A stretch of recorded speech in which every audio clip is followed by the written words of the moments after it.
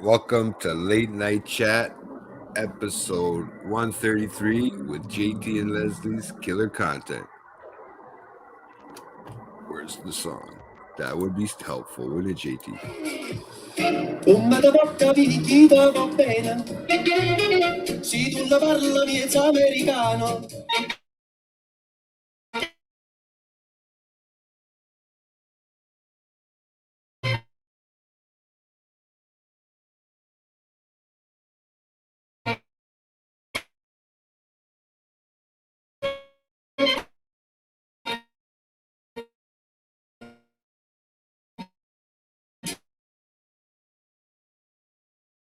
Quando si fa l'amore sotto la luna.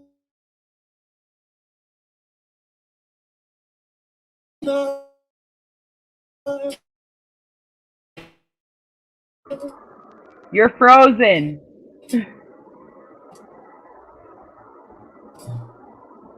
Okay. Come da bene vedi ai dovi.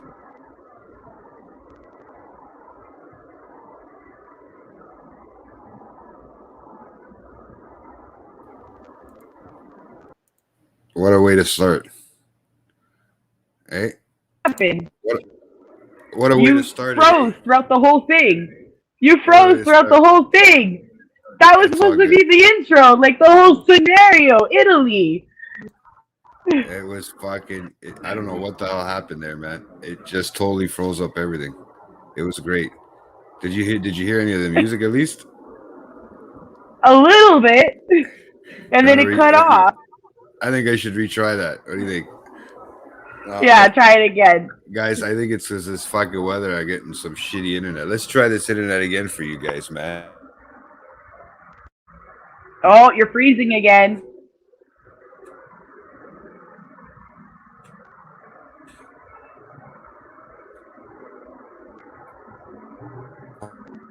Hold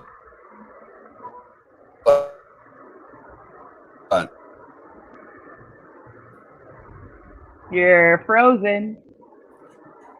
Here you go. Let's try it again. Okay. Oh, I'm not freezing again. I was Well, you're freaking disconnected freezing. from you. Stay on there. You're still there. Yeah, I I'm know, here, but though. you're I'm freezing. here though. I gotta figure this. I'm trying to Okay. figure it out. I don't know why it's freezing all the time, guys. This is killing me today. All right, and I'm debating whether I'm just gonna go Wi-Fi on this one or not because it actually works better my fucking Wi-Fi.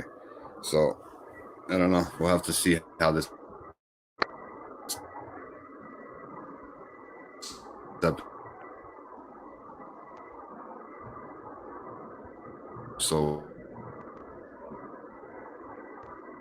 I can't hear you, dude. Worse. You keep freezing up.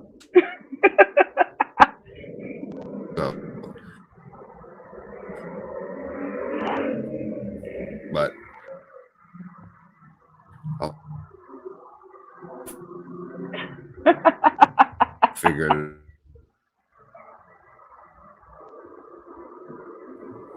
Don't go nowhere. I'm not going there. I can't. Don't go nowhere. Okay, as long as you don't go nowhere. This is I'm having real problems with this one today, man. I don't know what's going on. Go with it. Okay, so I'm gonna talk about If it doesn't Kanye's work album out, while you get I'm your gonna have- shit straight. Yeah, there you go.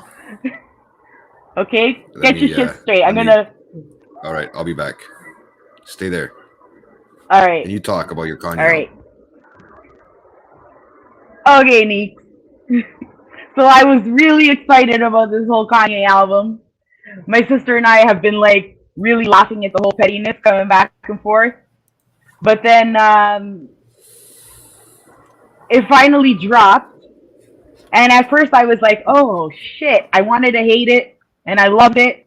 And then halfway through it, I'm like, yeah, no, now you lost me. Now you just lost me. Like, I mean, just, it was like, okay, this is not worth it. And then I look up on the internet, Kanye puts up a tweet on Instagram or Twitter or whatnot.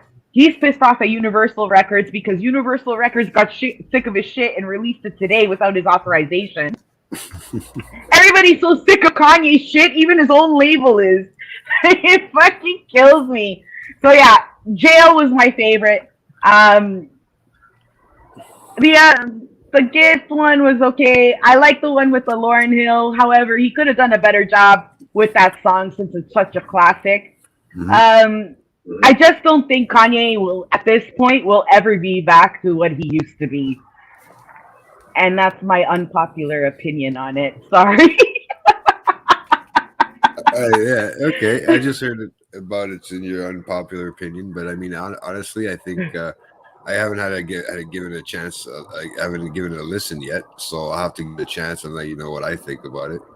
You know, I like that. I like the weirdest albums from Kanye, which is fucked up. So we'll have to see how this You one is. know, I just don't I like the certain ones. I don't know if this is gospel. What kind of what's he going for? What's his feel this it's a time? little bit of everything. It's a little bit of everything, and then like now that I like heard the album, right?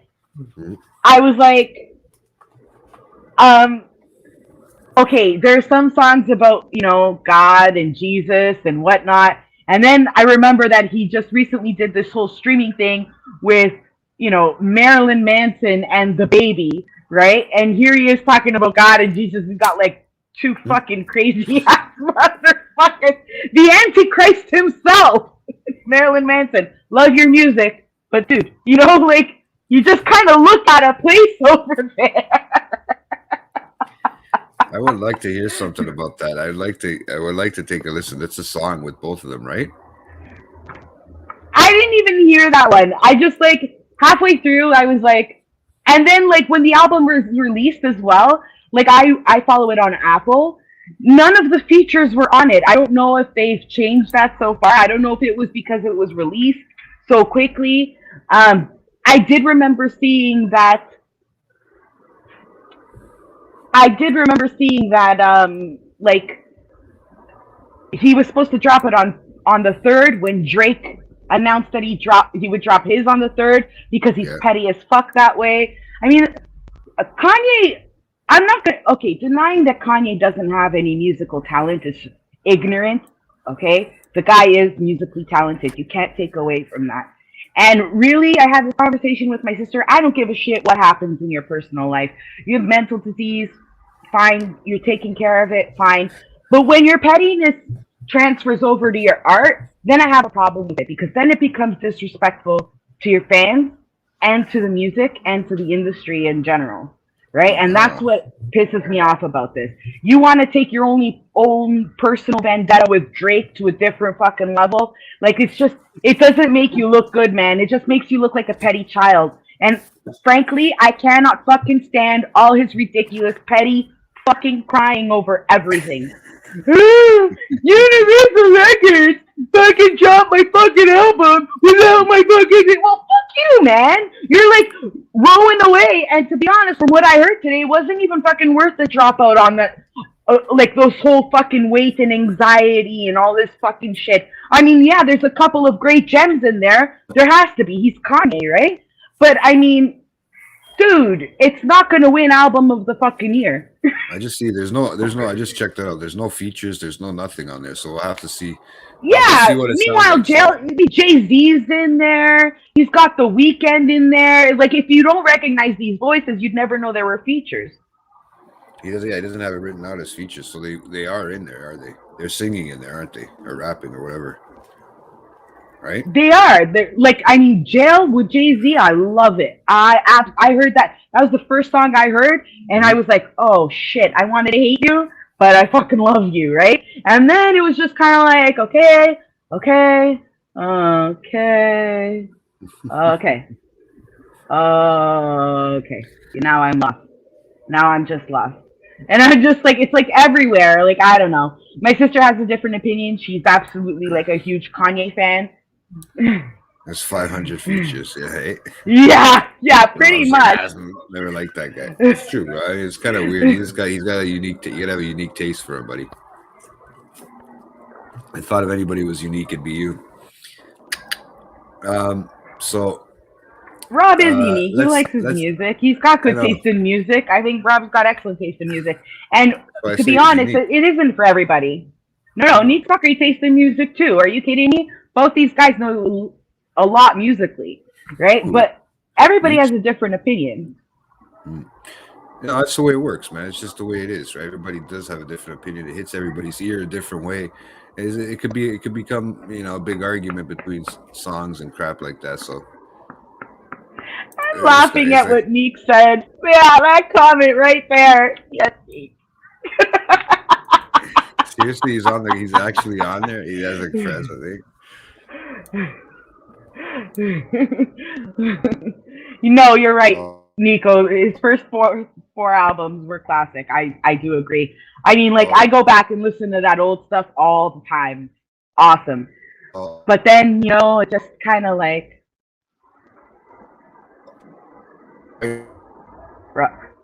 oh, JT, Let them JT. go. Let them go at it. Let's make some killer content for us. There you go. It's this fucking thunderstorm Ah, above me, man. okay. There is literally a thunderstorm outside right now. I can hear it, so I don't know what's going on. I think it's just me. I think it's just a shitty connection right now. To be honest with you, it's probably been the worst I've ever had it. I apologize for everybody out there, man.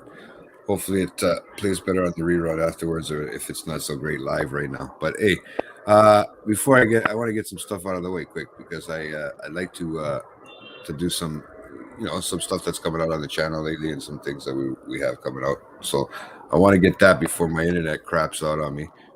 You know what I mean? Might be a thing. It might crap out on me, but you might still be live on there by yourself. So uh, Yeah, see, but what's the point of? no. I'll jump back on. I'll just fix it. I'll just try to crack. If I can't do it, worst case scenario, I'll just go on from my car with the phone, with the cell phone on data, regular Yeah. data. I'll figure something out, guys. Don't worry. But right now, it seems to be working. So I just wanted to, you know, let you guys know that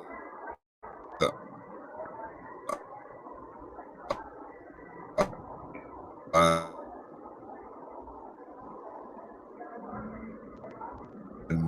Frozen again, buddy. uh,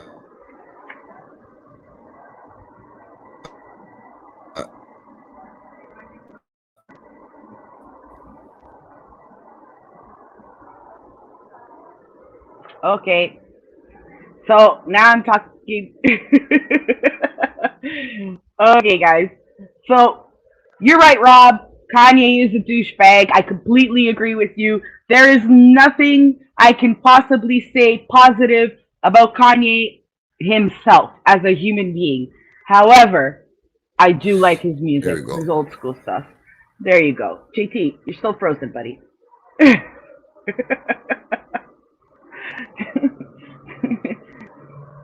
Oh man. Oh man, technical difficulties here. Um, Man, today. Anybody else got any comments of Hold on. Kanye? Because JT's frozen and he's gotta get his shit together here. No, maybe.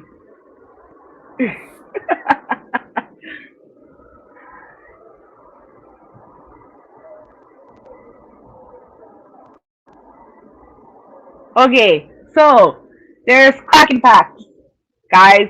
Kraken packs. Um,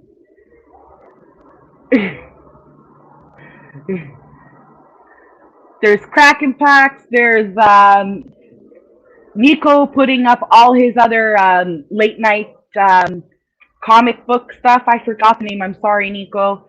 But his Trade Talk. Trade Talk. And Julie does an excellent job too on her TikTok. So watch her. Hey, Nico! Neeks? Hey, Thanks for saving my ass. I no, suck at doing this alone. no worries. I figured I'd jump on as before gives JT a chance to fix his connection there. Yeah. What's going on?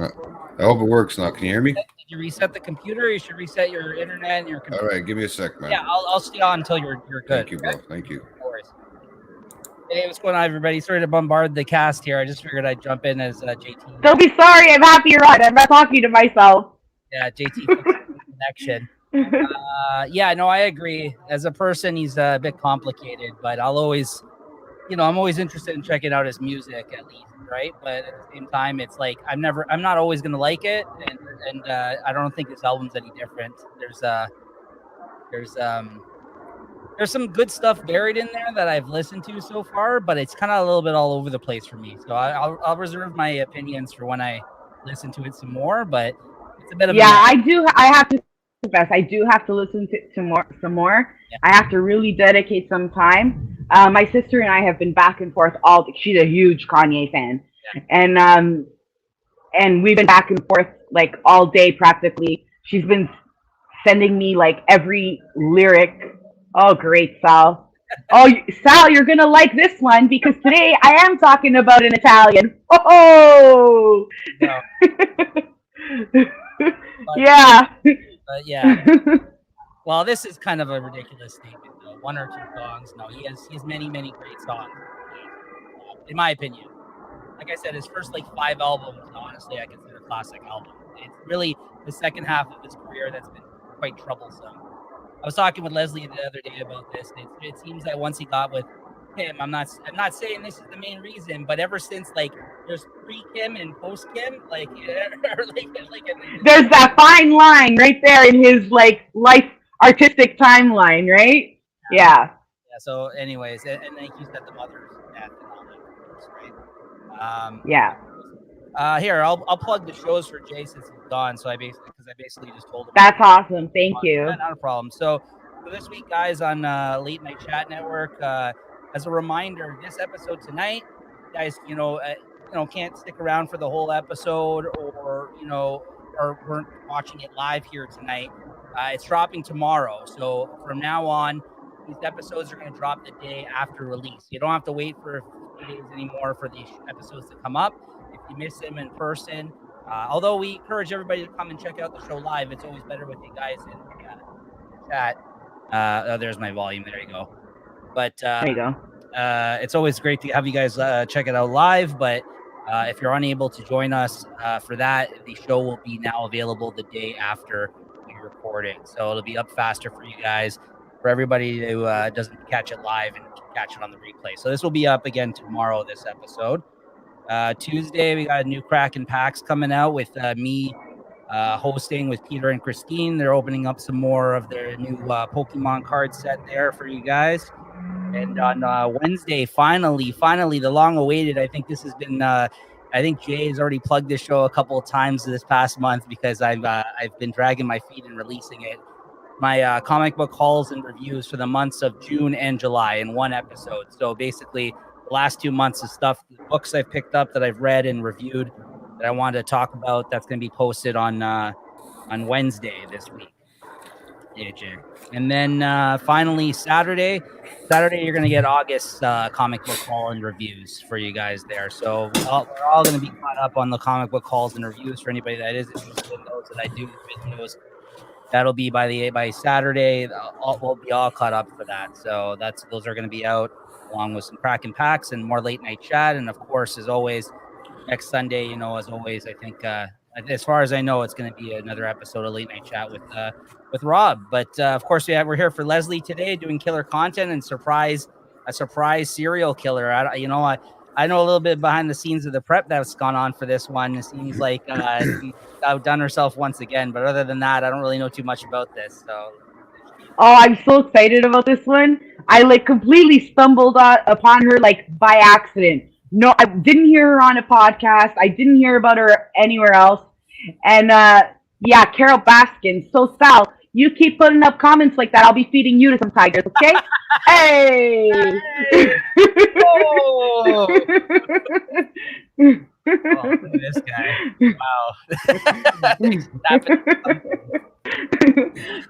Sal, honestly, I actually asked JT to make sure that you were on today because this is an Italian serial killer. And she was so I stumbled upon this one.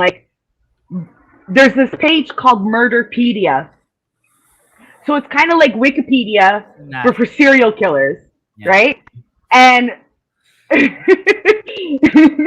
I was just oh shit, let's look at some females here because, okay, to be honest, serial killers, they all have the same MO, the big ones that we know.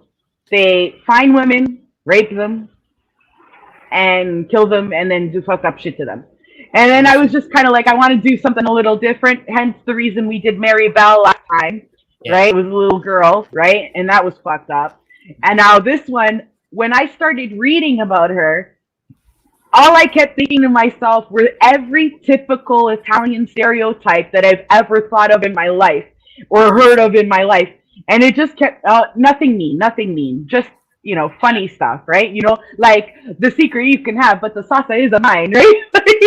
It just all kind of like started coming in my head, and I was just like, this is a Portuguese talking about an Italian, okay? So, let's not go there, okay? But I couldn't help it. This was fantastic, and I didn't pick it because she was Italian. I picked it because her story just fascinated me. Yeah. Like there's curses, there's like cannibalism, there's murder, there's gypsies, there's rape. Yeah, of course, sex is rape, right? But not any good sex. There's like, there's Mussolini. Like everybody gets involved in all of this, and I'm just like, okay, I have to tell this story. I just have to. All right, let's let Neeks go because I think we have him here. We're interrupting his time. We're special time, but I thank him for coming on and helping us out with this because I think we're both logged on now to the same account. So we're probably gonna have to, I don't know if you want me to say goodbye to you, Neeks, or if you would like to stick around. But no, it's all right. No, I'll make my. I was letting Leslie finish, of course, until you won't. She won't get a chance to let her finish. My leave, but you won't get a chance to let her finish, bro. I had to learn how to. I'm learning how to do that. All right. Well, I'm learning how to finish for her. Yeah, Jay interjecting. It's a new segment. Yes. Yeah, ejaculating. He knows I can ramble. Yeah, Jay's 2 cents. It's all good stuff. It's all good stuff though. That's what we're here for. So yeah, without further ado, I'll let you guys get to it. I fixed my connection, bro. So I just thank you. Not a problem. So I plugged all the shows because I know you're horrible at doing that as well. So I did that for you as well. And oh my, I'm sorry. All right, I'll be on my way. She went on Kanye. All right, bro. All right, guys, have a good show. All right, later. All right, thank you. Yeah. See you in the chat. Make sure to plug the upcoming show at some point today during the episode there, Leslie. We don't have a confirmed time yet, but I'll be coming up on a future killer content, guys. I'll be joining in on the We're doing Ed Gein. Ed Gein. I gotta get that book from you. Yeah. Whenever, but yeah, that's what we're doing. When I come on, that's what we'll be talking about, Ed Gein. So you got that to look forward to as well. So that'll be. That's awesome. All right. All right, guys. Later. Thanks, Neek. Thanks for saving my ass, Neek. No, not a problem. All right, bye. Later, bro. Thanks for saving my ass. What are you talking about, man? Fuck. I suck at talking to myself. I'm just like, what do I say? Okay, I said everything I got to say about Kanye. You can talk. What do you mean you can talk? Look, and you know what? I can talk, but I don't talk to myself. Yes, you do. I would thought you have done that. You've done that. You started talking to yourself a long time ago, I thought. No? What do you think? I don't talk to myself. They're called staff meetings, okay? Staff meetings? Is that what you just said? Yeah, when I talk to myself, it's a staff meeting. Oh my God. You're fucked. You're fucked. Oh my gosh. So let's fucking finally open up this serial killer content segment, okay? So let's get this up and going now. I've wasted a half an hour of everybody's time with my fucking computer and my internet. So I think I know the problem right now, so we'll have to figure it out when I get it resolved. But yeah, so let's with no further ado, I would like you guys to all enjoy some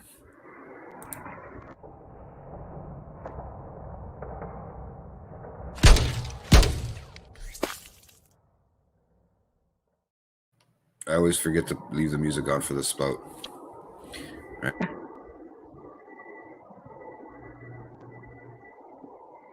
Oh, you're frozen again.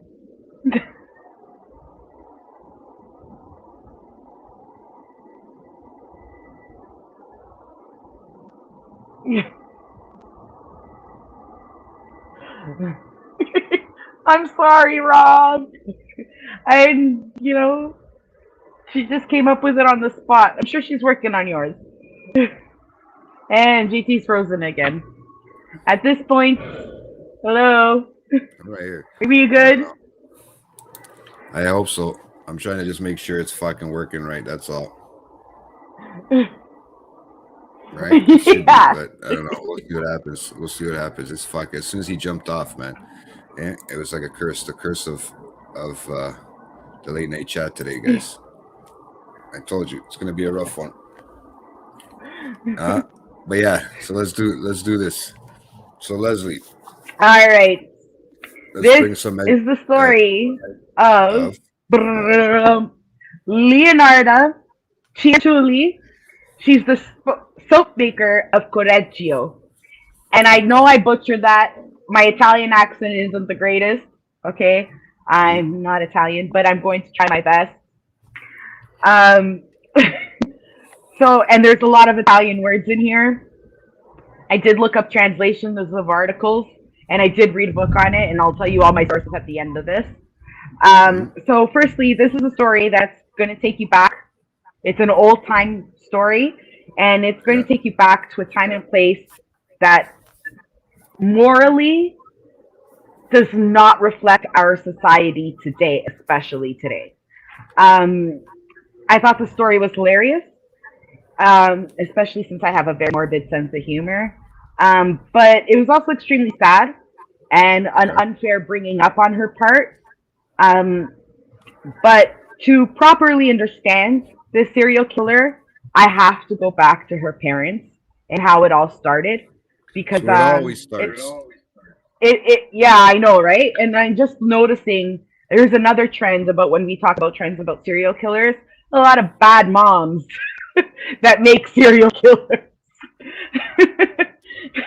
I mean, not all serial killers have had bad mothers, but this serial killer again had a bad mom and dad. So Leonarda was born on November 14th, 1893, in the town of Montella, in the province of Avellino, Italy. And her mother's name was Emilia Serafina Donoli. And she came from a very wealthy family. And as a teenager in this time, she had everything going for her because she was from a wealthy family, which means she had a good dowry. And if you don't know what a dowry is, in Portuguese it's called an enxoval, and it's basically savings for that wealthy families give to their kids or daughters, so that when they get married, they have this lump sum of money, right? And the wealthier you are, obviously, the more impressive your dowry is. So she was of a wealthy family and a very noble name. She had suitors going for her because of this, left, right, and center. And there were dinner parties, meetings with parents, gifts, all promises for suitable marriages. However, there was a drunk gypsy. And guys, if you don't know, European gypsies are... Okay. So, gypsies in North America aren't real gypsies, in my opinion. I've gone back to Portugal. I've seen what real gypsies are like, what European gypsies are like. Yeah. And they're fucked, right? I mean, if you're good to a gypsy, they're good to you. But if you're bad to a gypsy, they'll curse your great grandchildren. Like they're into curses. They're into like stealing. They're into like, they're just like mischievous, superstitious, voodoo dollish humans. Like they're big on curses. Big on curses. And this guy was a poor gypsy, and he was drunk. Okay. And he stalked her, and he vowed to have her, even though she had no interest in him. His name was Mariano Cianculli, and Mariano came from a tribe called the Romani Gypsies. Okay. And they were well into like gypsy lifestyle, corrupt, poor, very much into dark magic, curses, everything that goes along with the gypsy practice. Like a Romanian style gypsy or what? Romani. It's called Romani gypsies. So like gypsies, they they don't like consider themselves like Portuguese or Italian, French, right? Bye, Sal. They don't consider themselves that. What they do consider themselves is tribal.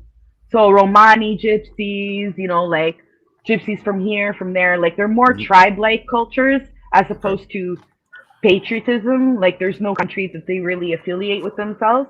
Okay. There was a time where gypsies did nothing but travel, right? They never settled. They did Donkey and nothing but carriage. steal, travel, eat, go. Steal, travel, eat, go. Like just in carriages Not and necessarily in horses. that order. Yeah, just that's that's the lifestyle of a gypsy, kind of like a pirate. I don't know, just like a Kind of vagabond or like a whatever, pirate. right? Kind of like a pirate. All right. All right. One night, Amelia is on her way home from a dinner party with suitors, and he grabs her, pulls Okay. her into the bushes, and rapes her. Yeah. Now, she's completely distraught and she's traumatized, and Mhm. she refuses to tell her parents what happened because the sad part of society at this time, and this is what I mean why it doesn't reflect on today's morals, or lifestyles, is Mhm. that rape victims, they weren't victims. Instead, they were looked at as disgraced, or how an Italian would say, disgraziato, right? and You're gonna give us an embarrassment to the. you're gonna give us your Italian tonight, eh? This is gonna be I'm going to oh attempt my it. I'm god. going to attempt it. We grew up in Toronto. You grow up with enough Italians, you got to pick up a couple of things here and there, right? I know I Yeah. got the hand things packed out. you know, I got that. Oh my god. um, it would ruin her chance, and by telling her parents like that, she was raped, or it's spreading, it would ruin her chances of getting a decent suitor because she's used, right? Yeah. Um, so she's like no longer a virgin, so she's not suitable for anybody. Okay. So her secret, though, unfortunately, couldn't remain a secret. She finds out that she's pregnant and has no choice but to tell her parents about what happened. Mhm. Although at first she refuses to tell them who raped her, Yeah. her parents give her an ultimatum. They're like, either you tell us who raped you, right, or you had sex with, right, or we go to every potential suitor that you've spoken to and interrogate them, which would bring her even more embarrassment, right? She confesses to it, who it really was, and they hunt the gypsy family down, and they invite them into their home for dinner, to which they force a marriage. So they force them to get married. They get married in a super secret ceremony, and this is the first time Amelia utters a word to her rapist of husband since the rape. Her family wipe their hands clean of her and her rapist, gypsy, drunk ass husband, and she's forced to start an awful life with him with absolutely no family support. So she went from riches to rags, literally. It's crazy, but like Um, I mean, nobody like you. I mean, even the rapist, even he was able to get married. Like, what the fuck? They even right? slipped them up and then just kicked them. Just said, and fuck her. They don't want to be her part of the family. That's kind of fucked up. Yeah, but in today's life, we see it that way. Back Yeah, but back then, it's then, not just in Italy, in Portugal too, in well, all France over the too, world. in England too, all Yeah. over the world. Like that's the way it was looked at, You right? poor women had it hard, Um, yeah, you assholes have no idea. eh? There you go. That's it. Since he's unemployed and they live in Sorry, I didn't mean to since throw you he's off like that. unemployed and live in extreme poverty, Yeah. she's used to having maids, and now she's forced to clean and cook, which is something she has no experience with. Mhm. So her husband takes what little money they have and spends it on booze, gets drunk, comes home, yells and beats her because she doesn't know how to keep a home, and she's miserable. So by the time Leonarda is born, instead of focusing on the joy that a new baby brings to the family, she starts resenting her. Not only is she poor and being continuously abused, but her family refuses to help her too. So they basically tell her, "You're a disgraziata. You disgraced our family. So now you've made your bed and you must lay in it too." That's basically what they told her. Um, by the time Leonardo's 3, her mother continues to resent her, and then she starts beating her. Her father disappears on another drinking binge, and it took Amelia 3 days to finally decide, well, I might as well look for the bastard, and finds him unconscious at a friend's home. But it took her 3 days to say, okay, fine, let me again go find this fucking guy. when Now you can't get away when without she fucking getting a text message like every 2 seconds from them. Yeah, poor guys. Anybody that has a wife out there, you know, you guys know what I'm saying. I don't know. I don't know what I'm saying, but I'm pretty sure you guys do. she finds him unconscious at a friend's home. He went on the drinking binge for 3 days, and there's no money for doctors, so she brings him home. Okay. At home, he develops an extremely high fever, and he drops into a coma and dies. At the funeral, Amelia waits for all the mourners to leave, and then she looks down at his grave and spits on it. Took long enough. Like, I want to do it. I don't want to do it like Lewis.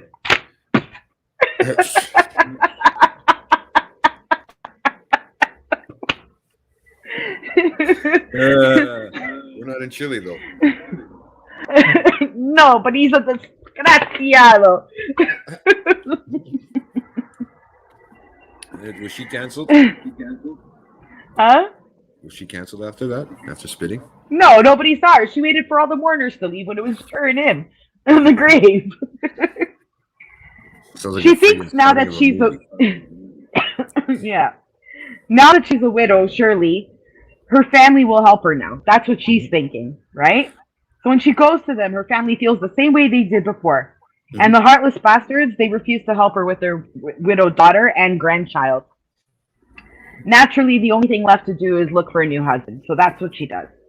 She finds this task hard, though, because most of the men, because she's got a kid and she's been used as previously married, they just treat her like a one-night stand.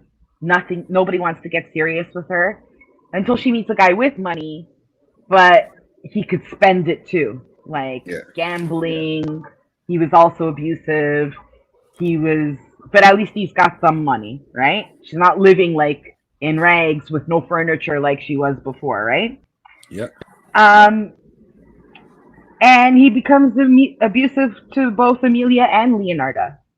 By the time Leonarda is 13, she's now attempted suicide 3 times. But luckily, her knot tying skills are horrible. She can't tie a knot for the life of herself. And so she's not really successful. She fails. Yeah. So that's her early childhood, right? And the reason I had to explain that is because it just sets a scene onto what society was like in the early 1900s in Europe. And it was sad, right? Like, I mean, I don't, being raped is such a traumatizing experience. Never mind having to marry a rapist who's drunk, because of it. It was just, yeah. The day that they got married is the first time she uttered a word to him since the rape. Yeah. It's kind of crazy. What do you do? You just the first time she had spoken to her husband since the rape was on the day of their wedding, when she was saying her vows. How long was that before? Like she got raped? It had to be because she had the kid. I'm not quite sure. I couldn't find that information. Yeah, but she must have had the kid. No, they were probably trying to. No, she wasn't pregnant yet. She was pregnant when she got married, obviously, because she was raped. Yeah. But the baby wasn't born yet. Yeah. Now that Leonarda's a teenager, she's of marrying age, and her mother is finally excited about this, right? But not for the reasons that we would think. Her mother uses her family maiden name to hunt down a suitable husband for Leonarda. So she's like, I can't have my family riches, but I still have my name, right? And if I relate my daughter, who's a virgin, to my name, all these men are just going to come crawling with money, and she's going to be taken care of, and in return, she'll take care of me too, right? That's her I hope so. mentality. That's why she's excited for her daughter to get married. Mhm. But she doesn't tell Leonarda about these potential suitors.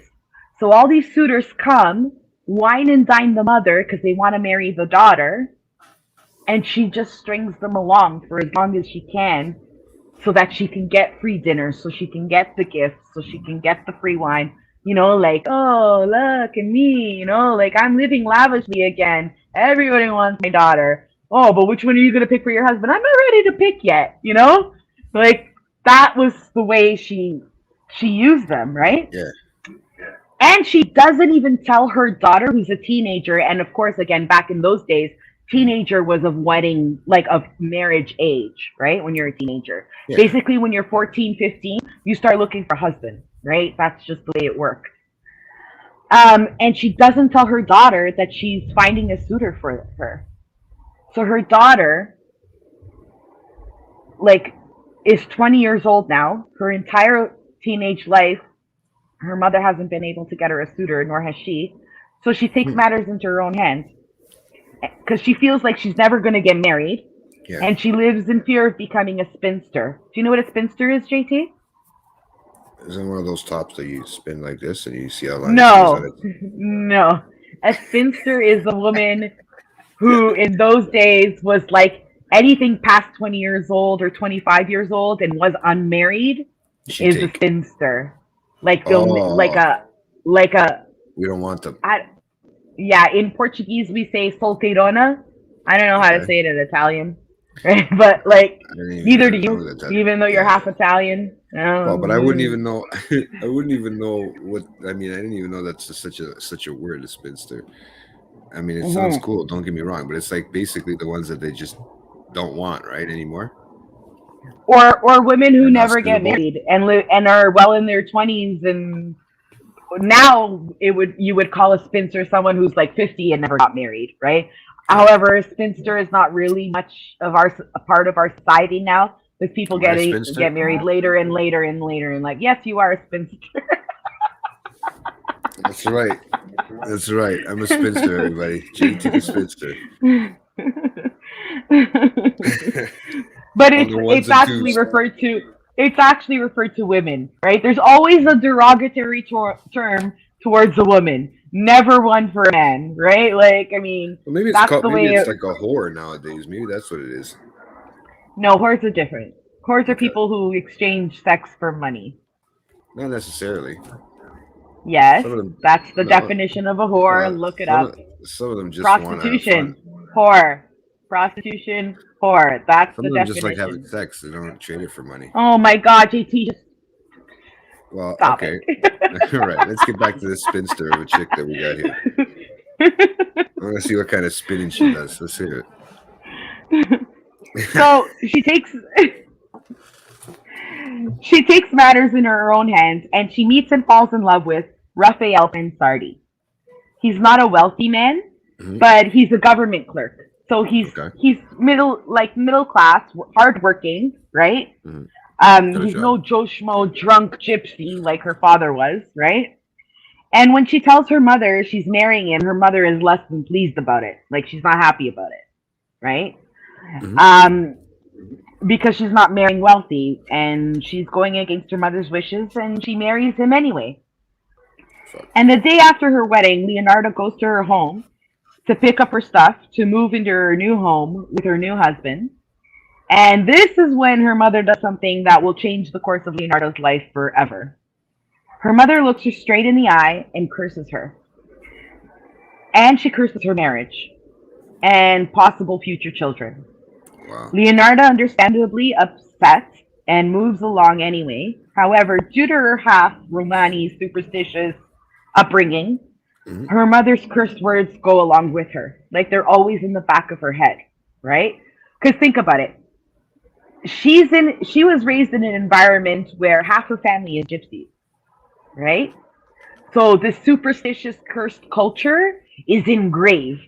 I know you've briefly talked on it before, how your grandmother, she used to talk about, little superstitions here and there, curses here and there. My mother, my grandmother, everybody has a superstition from old school Europe. Oh, don't do this. Oh, don't do that. Oh, make sure you. Oh, my grandmother's best one is to put your thumb in between your two fingers like this.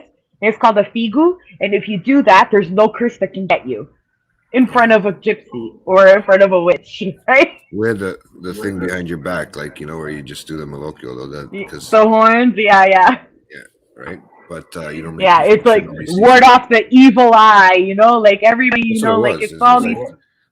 It's like witch voodoo, man. That's what it is, man. Yeah, but that's what gypsies. That's but- what gypsy culture brought to Europe, But you know what's funny Right? is that a lot of the women that did do it back then, and I'll even, I mean, they still were very religious, but they did this on the side, like sort of thing, which kind Yeah. of went against religion. So it was kind of Yeah. it was like one of those touchy subjects. I know a lot of Portuguese women who are very religious and go to church on Sundays, but the minute something goes wrong in their life, they go and seek out a psychic. Oh, I know. Can I know you a lot help of the me? Italian Can you people are help touchy. me? And then like these psychics, they mooch money off these vulnerable, women. And okay, there's $200 for a candle and a treatment that I'm gonna do in the back of my house to make sure that it's not that I don't know. Like I don't want to bring anyone down who does maybe have a psychic ability or two. It's very that's rare not. though, that they have that ability. But it does exist, right? And I mean, but there's a lot of fake ones too, and those are the ones that like use someone's vulnerability like that I get upset with. Like you want to help someone, then help someone with your abilities. Like you don't have to freaking, don't break tend the to go to bank those. over it, right? Yeah, Pardon? I don't know if my mom tends to go to those, so I don't know if I believe them that good. Yeah, I don't know. But this might change your mind. This story might change your mind because there's a couple of shit that you're like, what the fuck? So let's keep going here. A couple of months into her marriage, Leonarda, so this is after the curse, right? Mhm. Leonarda starts to experience seizures. Uh-oh. Yeah, she starts to really believe the curse is real.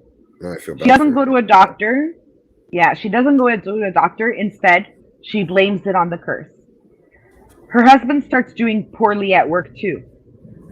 So you see, he married a woman of nobility, and this is why he's doing poorly at work, right? So he married a woman of nobility that was supposed to be married to one of his many wealthy clients, right? Yeah. That he served daily. And they refused to work with him out of resentment because he married her. Wow.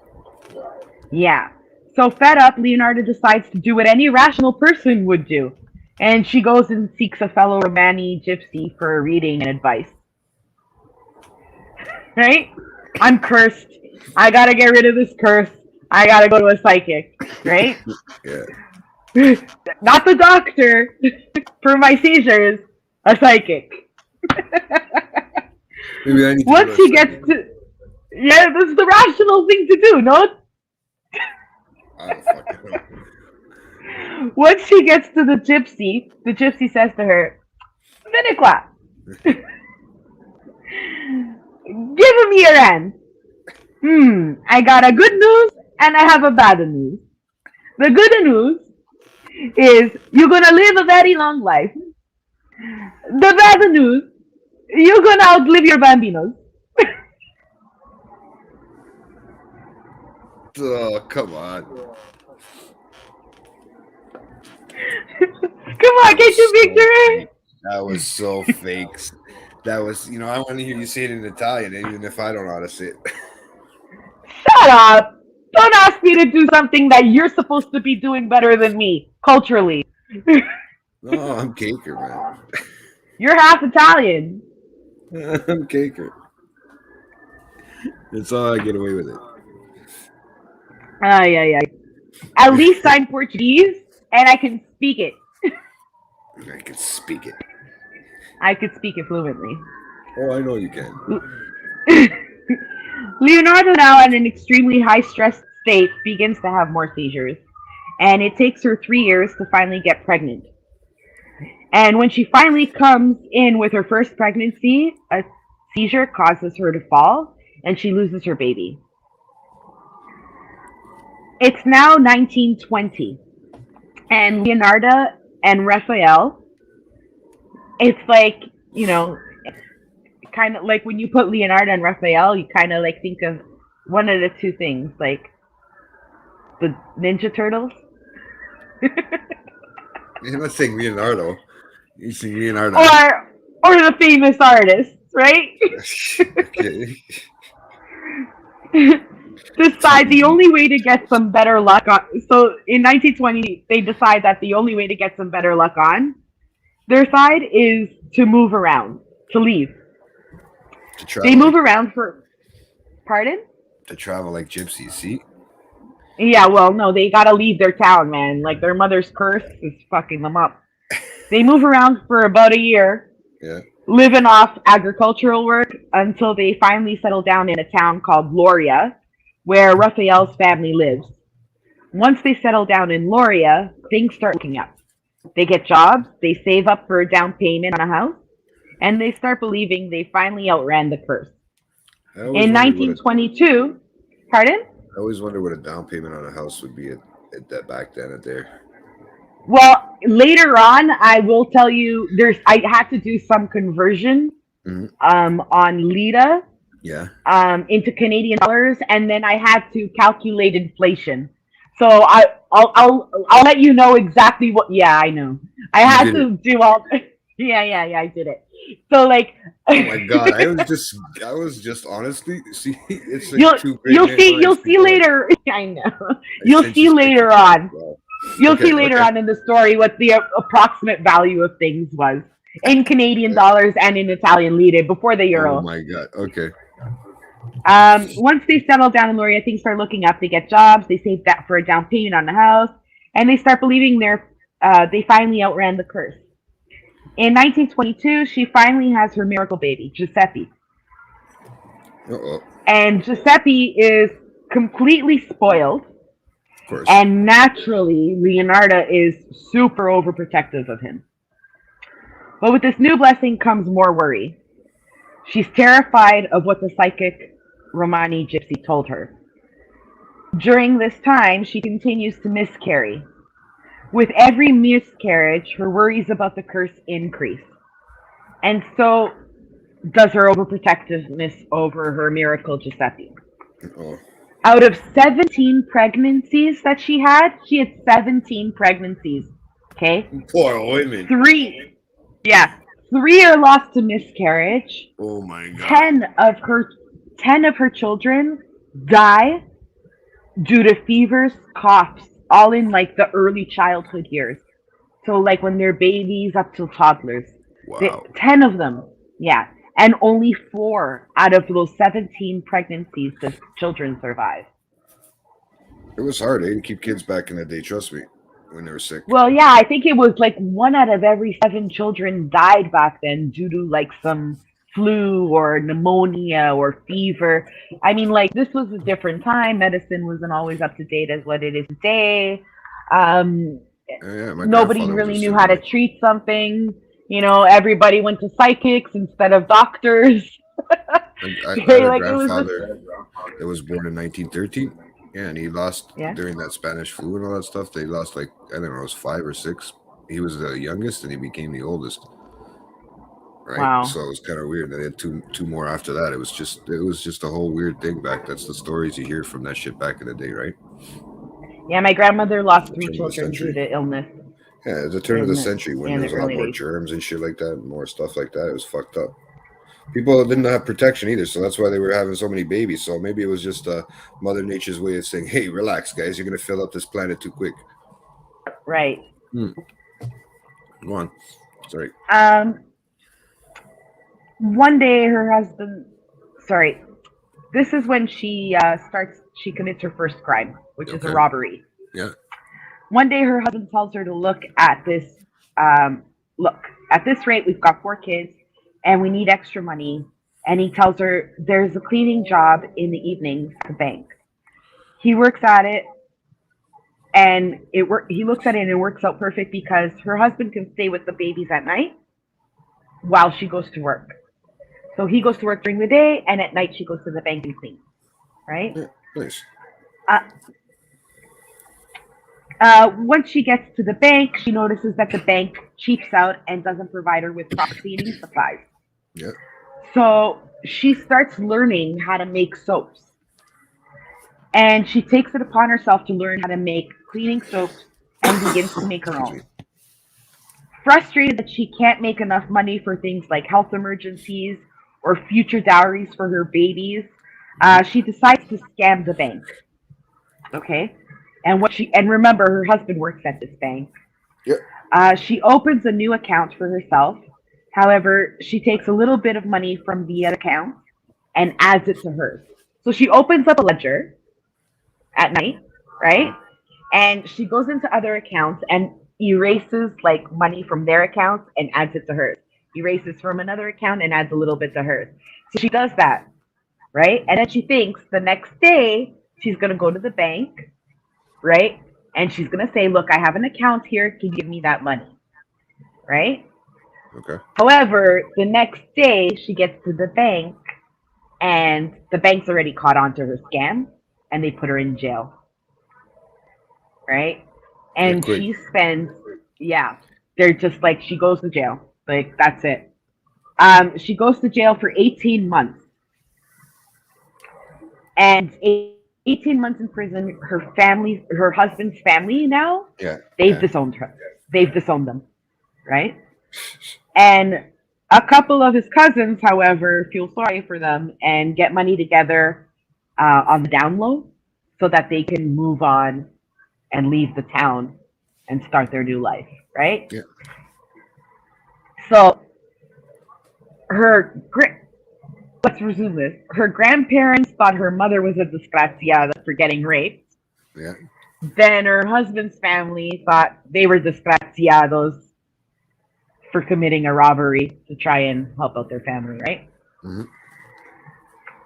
So the family ends up in a town called Lacedonia in Italy. Okay. Not Macedonia, Lacedonia, the now. I hear you. And things start looking up again. Her husband nails another clerical job, and this one actually comes with a home. So what does Leonarda do when things start going well? The same thing she did last time. She seeks out another psychic to see if her future has any change, right? This psychic says, Venequa. Okay, I'm going to tell you what I see. On the left hand, I see a prison. On the right hand, I see a crazy house. So she sees a prison and asylum in her future. Feeling stressed out about this again, Leonarda decides right then and there that she's going to take advantage of her Romani gypsy heritage and learn about magic, and that she's going to try to like turn her own destiny around, get rid of the curse. She's going to take control of her life, right? So that at the very least take control of her and her children's luck, so she starts to befriend the gypsies and consumes all their information to see what she can learn from them. In July of 1930, during the harvest, the entire town and area of Lacedonia get hit with a massive earthquake. And this wasn't just any earthquake. According to history books, the Lacedonian earthquake was complete destruction. 1,404 people died, 47,000 injured, and for every 10 houses, 7 were completely destroyed. Wow. It was so bad, it took about 40 years to reconstruct this town, this whole geographic area. Leonarda once again feels her curse is responsible for all this destruction. So she gets, it's the curse's fault. It came all the way to Lacedonia. And look, now all these innocent people died because of my mother. That's what she's thinking. Oh my God. And so once again, she gets her family together and they have to move. This is when they finally make it to Corregio. Now, Corregians were fantastic humans. They were able to take in all these earthquake refugees and set them up with homes and work. Raphael was set up with another clerical job, and they were able to have a home that had a little empty shop attached to it.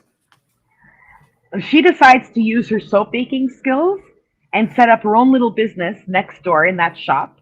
Yeah. And she thinks it's perfect because her kids are close, you know, her overprotectiveness, right? And her work is right next door. She gets to do something that she knows how to do well, which is make soaps for people, right? And her husband has to go to his clerical job. She starts making a lot of friends. Her kids start making a lot of friends. Everything starts looking up well for him. And her shop, you know how usually someone like opens up a business and it takes a little bit to like take off, right? No, her shop blew. Like everybody was going to her. Everybody loved her. She was getting wine. She was getting dined. And all because not only did she sell soaps, but she also did palm reading and little psychic spells for people, you know? Those little old ladies. Oh, my granddaughter hasn't found a husband yet. Can you make a spell so that rich bambino can come and marry my daughter? I'll give you a goat. You know, like kind of like that kind of thing. Oh my god, I've heard goat too many times this fucking month. Go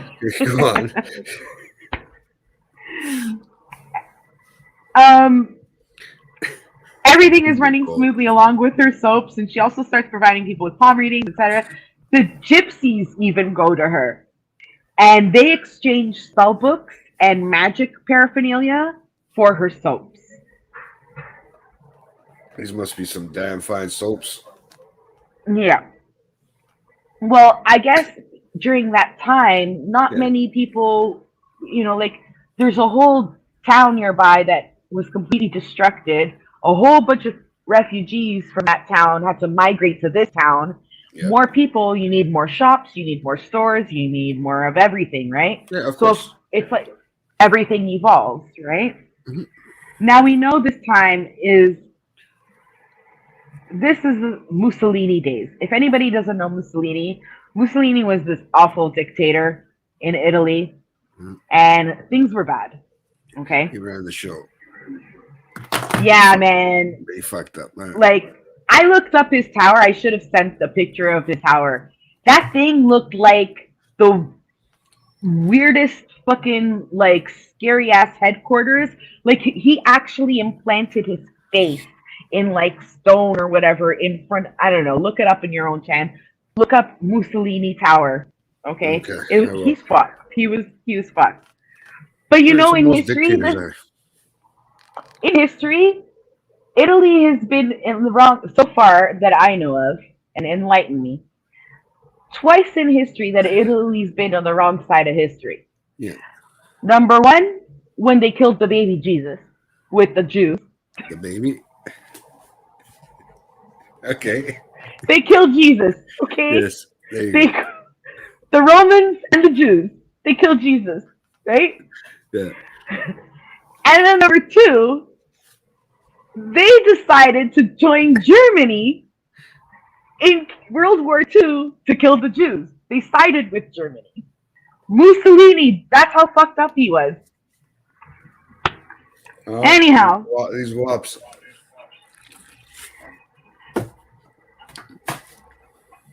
During this World War II, Giuseppe decides to join the army, the Mussolini army. Oh, wow.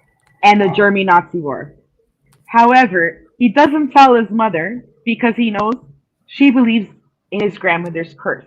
Like, he knows his mother's brain is, yeah. And he doesn't tell his mother because he knows she believes in mother's curse, and Leonarda outliving her children. So, like, can you imagine Leonarda already thinks that she's going to outlive her children because her mother cursed her and the psychic confirmed it, right? And then if she heard that her miracle baby, Giuseppe, her oldest, her favorite, is going to Mussolini into war, that just would drive her nuts. I wouldn't tell my mom either, right? They're kind of throwing me up. But she finds out anyway. And she finds out through friends. And she's not having this shit. She's like, my son's not gonna die in this war. No way.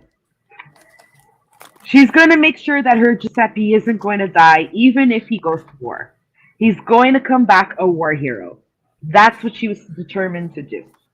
Okay. So she starts looking into her Romani gypsy spell books and rituals, and she finds that the only way to save her miracle boy, Giuseppe, is to sacrifice a life for a life. There are rules, though. Okay? There's rules. There are rules. Okay? Oh my gosh. Apparently, according to the spell, Yeah. the victim cannot suffer. Okay? Oh. Number 2, she needs a vehicle for the transportation of the spell. So she needs to put a spell into an object, and that object needs to touch. I'm sorry. I'm listening. I'm hearing this. I'm trying not to laugh because these poor to gypsies. touch the person that she's trying to protect. They do some crazy shit, man. Oh yeah, it gets crazier. Wow. And then she realizes, wait a minute, I gotta shop to myself. This is my home. I can even do this at home. So what type of victim, you ask? Her number one customer, spinsters. They're not married. They're too old to get married. They got no kids. They trust her. They go there for their palm readings. They're her friends. Spinsters. And so she knows she has a lot to choose from. Okay. Murder number 1. 1939. A spinster by the name of Faustini Setti comes into Leonarda's shop. I can't wait for this. And and asks if she could find a husband. Leonarda, please find me a husband. Leonarda sees her as the perfect sacrifice and starts her plan. And part of the reason that she likes Faustina as a sacrifice is because Faustina is also a virgin. Ooh. Yeah. A virgin sacrifice. Like that hasn't been done before. Yeah. Okay, I find a nicer man for you. I find him in Pola. But I want to make sure nobody bother you when you go. So you can make a sexy time for him, okay? So you are going to write lots of letters for your family. And I send them so nobody bothers you while you're there. That was Portuguese accent. What are you talking about? Yeah, it was a little bit Portuguese, I Italian, heard whatever. it in there. I heard it in there. I was like, I can hear your accent there. Go on. Great trying. No, you know what? You win the Oscar for today. There you go. You got your Oscar speech ready. I hope for the end. Okay, let's do this. Is it hot out there? Oh no, I'm just like really excited, so I'm getting a little flashy. Oh wow! So she makes Faustina. Write a whole bunch of letters. Yeah. Right.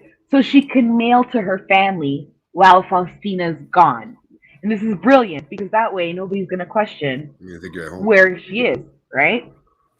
So Faustina does as she's told. Later that evening, she goes to Leonarda's shop. Mm-hmm. And she's all packed up, and Leonarda offers her a glass of wine. Mm-hmm. And unbeknownst to her, it's poisoned. So she poisons the vino. Okay? The vino is poisoned. Faustina drinks the wine and passes out, just like she wanted to. So this way, if they're passed out, right? Yeah. Number 1, they can't fight back, and number 2, they won't suffer when she kills them. And that's part of the rule, right? Yeah, I'm hearing you. Oh, I thought you were frozen again. No, I'm looking at the thing. I'm just looking because as you're... Yeah. I want to... My notes. Yeah.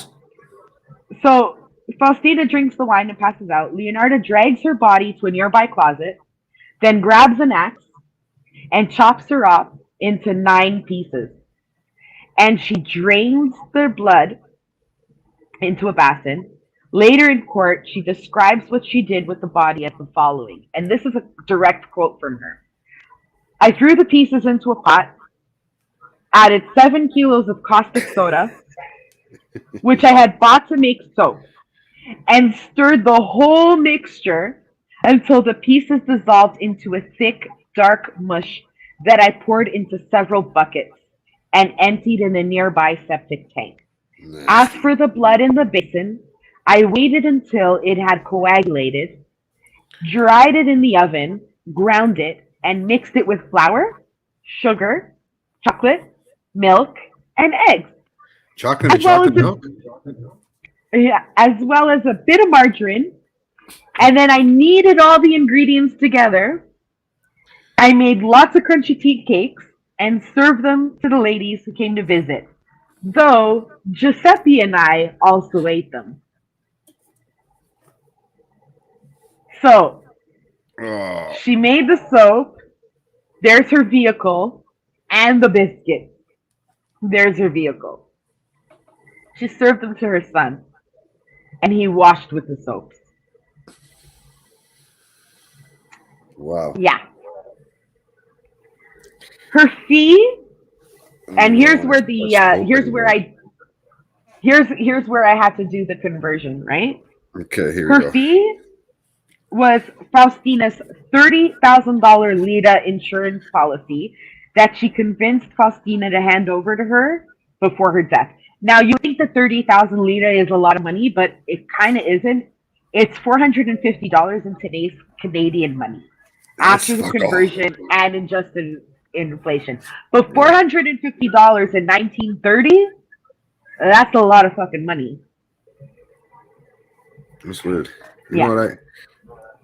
That's 450 today's money, but now they don't use lira. I don't think anymore. I think they use a euro over there still. They stopped using the when Italy joined the European Union. They Yeah. stopped using the whole So that's crazy, man. $30,000, you get $450 in today's money.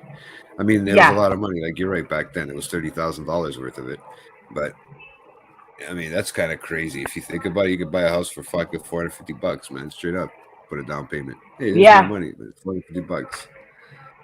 I know, That'd be it's pretty fucked up. scary. Okay. Although at first although at first Leonarda thought that Faustina's life was a Yeah. strong sacrifice because she was a virgin, Yeah. she says, no, no, no, no. How my son is supposed to be a war hero, and a spinster's life is not equal, even if she is a virgin to my son. I have to kill again, okay? Because he's her golden child, right? He's her Giuseppe, Oh my right? god. And mothers, they don't think anybody's ever good enough for their kids. Hey, do you have an opinion on that one? Yep. Yeah, you Nobody's agree ever with it? going to be good enough for my kid. He's my kid. He's my baby. He's my love. That's it. Oh man, that's Forever. poor He'll guy. be 80 years old, and he's still going to always be my baby. Just like you are your mother's baby, no matter how many headaches you give her. That's it. Everybody, like, mom's love is unconditional. There's no way anybody's ever going to be good enough for their babies. Well, maybe for the second ones, not the first ones. The first ones are pretty lucky. The second ones, not so much. All right, go on. That's what The I've been second going with. murder. The second murder. On September 5th, 1940, Hey, in a couple days. a previous school teacher who happened to be widowed, Mhm. her name was Francesca Suavi, and she comes to Leonardo's shop looking for a job since her husband died. She needs to work to pay the bills. Okay. Leonardo says she knows of all girls school all the way in Piacenza. And Piacenza. Yeah, heard you. And they're in dire need of a new teacher. And she charges her 3,000 lire, which is Nothing. 3,000, which is $100 in today's Canadian money. Wow. And after the conversion, yeah, it comes up to $100. and gives her the same instructions she gave poor Faustina. Come by my place before you go, drop off my fee, we'll celebrate with some vino, and don't forget to write a bunch of letters to your family so you can settle in peace and not be bothered by them. Sadly, at Leonardo's later that evening, she meets the same fate that Faustina did. This time, Leonarda asked Giuseppe to dispose of the fat in the septic tank. Giuseppe just thought it was unusable liquid from her soap making. He had no idea Francesca was now soap and biscuits. I love this lady already. I couldn't believe like, right? As serial killers go, she's quite an innovative one, compared to what we're used to hearing about. Yeah, like, I mean, I don't hear about anything cool like that anymore. Now it's just straight up, oh, yeah, that's it. I want to shoot you from a mile They away. raped and killed a prostitute or a zillion prostitutes and never got caught for it, right? Yeah. Wusses. On September... soap and biscuits. It's better than THC biscuits. Yeah. Let's go. On September 30th, 1940, a 53-year-old ex-opera singer by the name of Virginia Cacioppo finds her way to her friend Leonarda's house. Now, in the town, Leonarda was very famous, but the only other person more famous than Leonarda was this opera singer, because she sang with the greatest opera singers ever. But she's older now, right? She's used up. She was living with her brother and her sister-in-law and no longer wanted to impose, right? I feel bad living with them. They need their own life. I need my own life. Yep. I need more work. So, of course, Leonarda knew someone somewhere, right? Because Leonarda knows everything in town. Everybody goes to Leonarda for help, right? That's it. And she told her of a very well-known impresario in Florence. And an impresario is like a businessman, someone who's who's got his own entrepreneur company, well-known, money, whatever, right? Yeah, started from the bottom. And that she would send her to Florence so that she could meet him and work for him. Yeah. She told her the same instructions that she told the other two poor ladies. And she told the other two victims, and Virginia showed up that night with her fee of 50,000 lire. Dead. That's $1,064 in today's Canadian money. Well, yeah, in the 1940s, in 1940, can you imagine $1,000? Crazy. Plus a suitcase full of furs and jewels that she got throughout her freaking years of singing opera. Yeah. Insane. They're coming for you, Leslie. Bad boys. I know. They're coming for Leonarda. Sorry, she's dead. She's dead. They heard you talking about it, kid.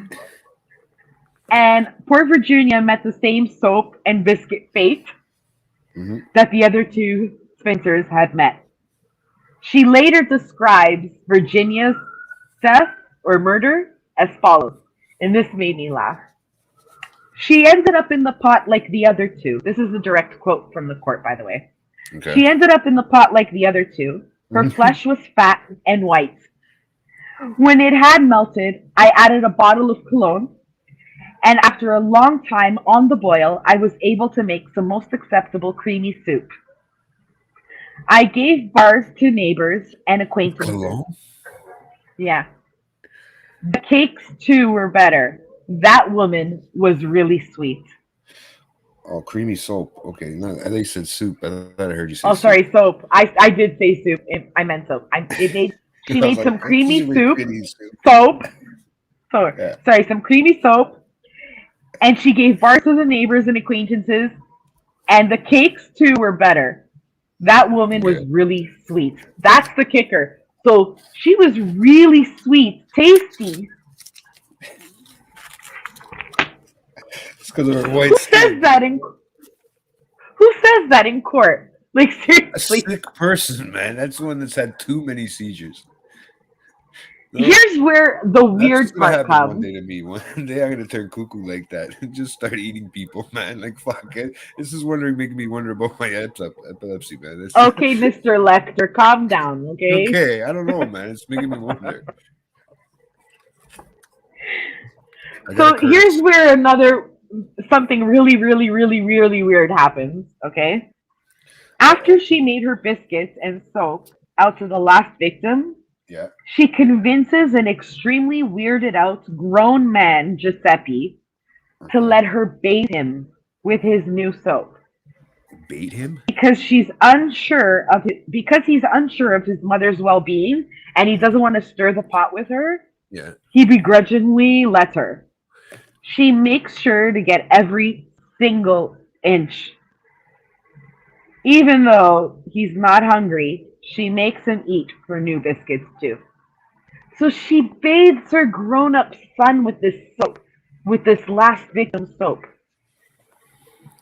And it's so fucking incestual. It's gross. That's It's fucking weird. Well, okay, bathing right. your. How old is your son now at this point? He's like 20 years old. He's ready to go to war. Oh, okay. That's kind of disgusting. That's a lot disgusting. Right? Right? And I mean, not for anything, but when did you stop bathing your son? I'm pretty sure it was like 3 or 4, When he was 5. 3. Yeah. When he was So 3. I mean, they could figure it out themselves after that.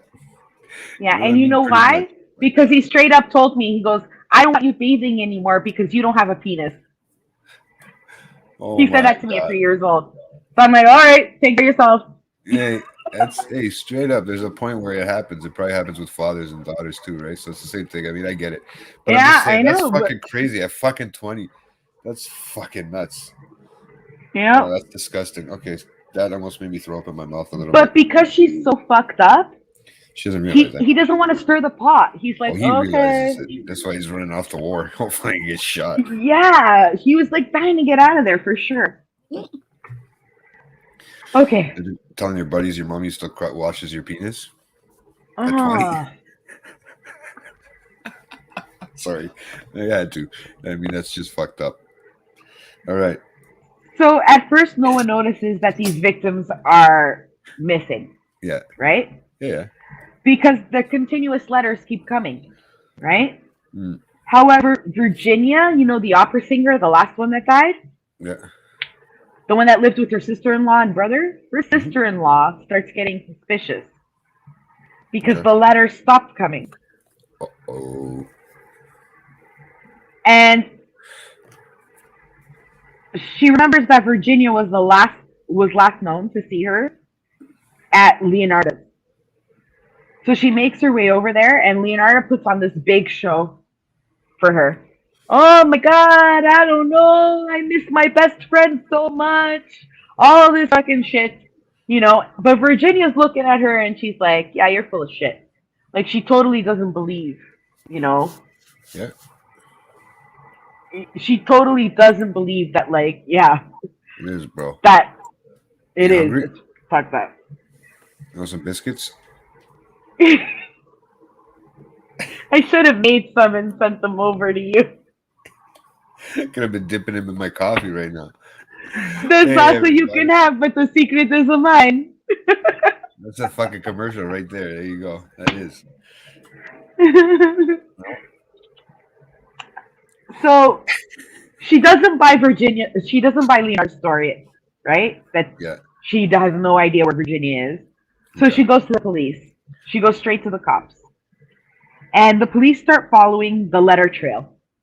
Right? It's like, okay, this was the last time you got a letter. Now we gotta go to the post office and find out what's going on with these letters. Straight up.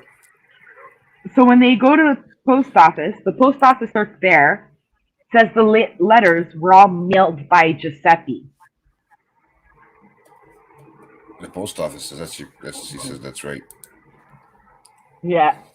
Oh, that's right. The sauce that you can have, the secret is mine, because my cousin Bears always says that. And when I was doing this, he came to my mind all the time with that one line. That's all I kept repeating myself. John, you want a biscuit?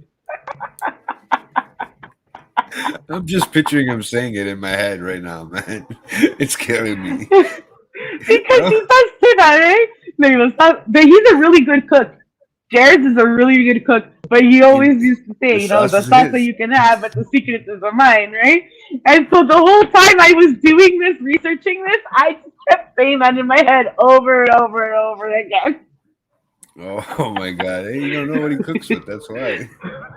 You don't want to know. I definitely know he's not using anyone's blood and body parts. Okay. Shut up. If I go missing one day, check his house. And he doesn't make biscuits. He's gonna end up killing me because I just text him too late at night. And this gives them enough reason to make their way to Leonarda's house to investigate. But they think it's Giuseppe, right? Because Yeah. the post clerk said that Giuseppe did the mailing of the letters, not Leonarda. So Leonarda was giving the letters to Giuseppe to mail. Yep, Chef Boyardiers, that's my husband.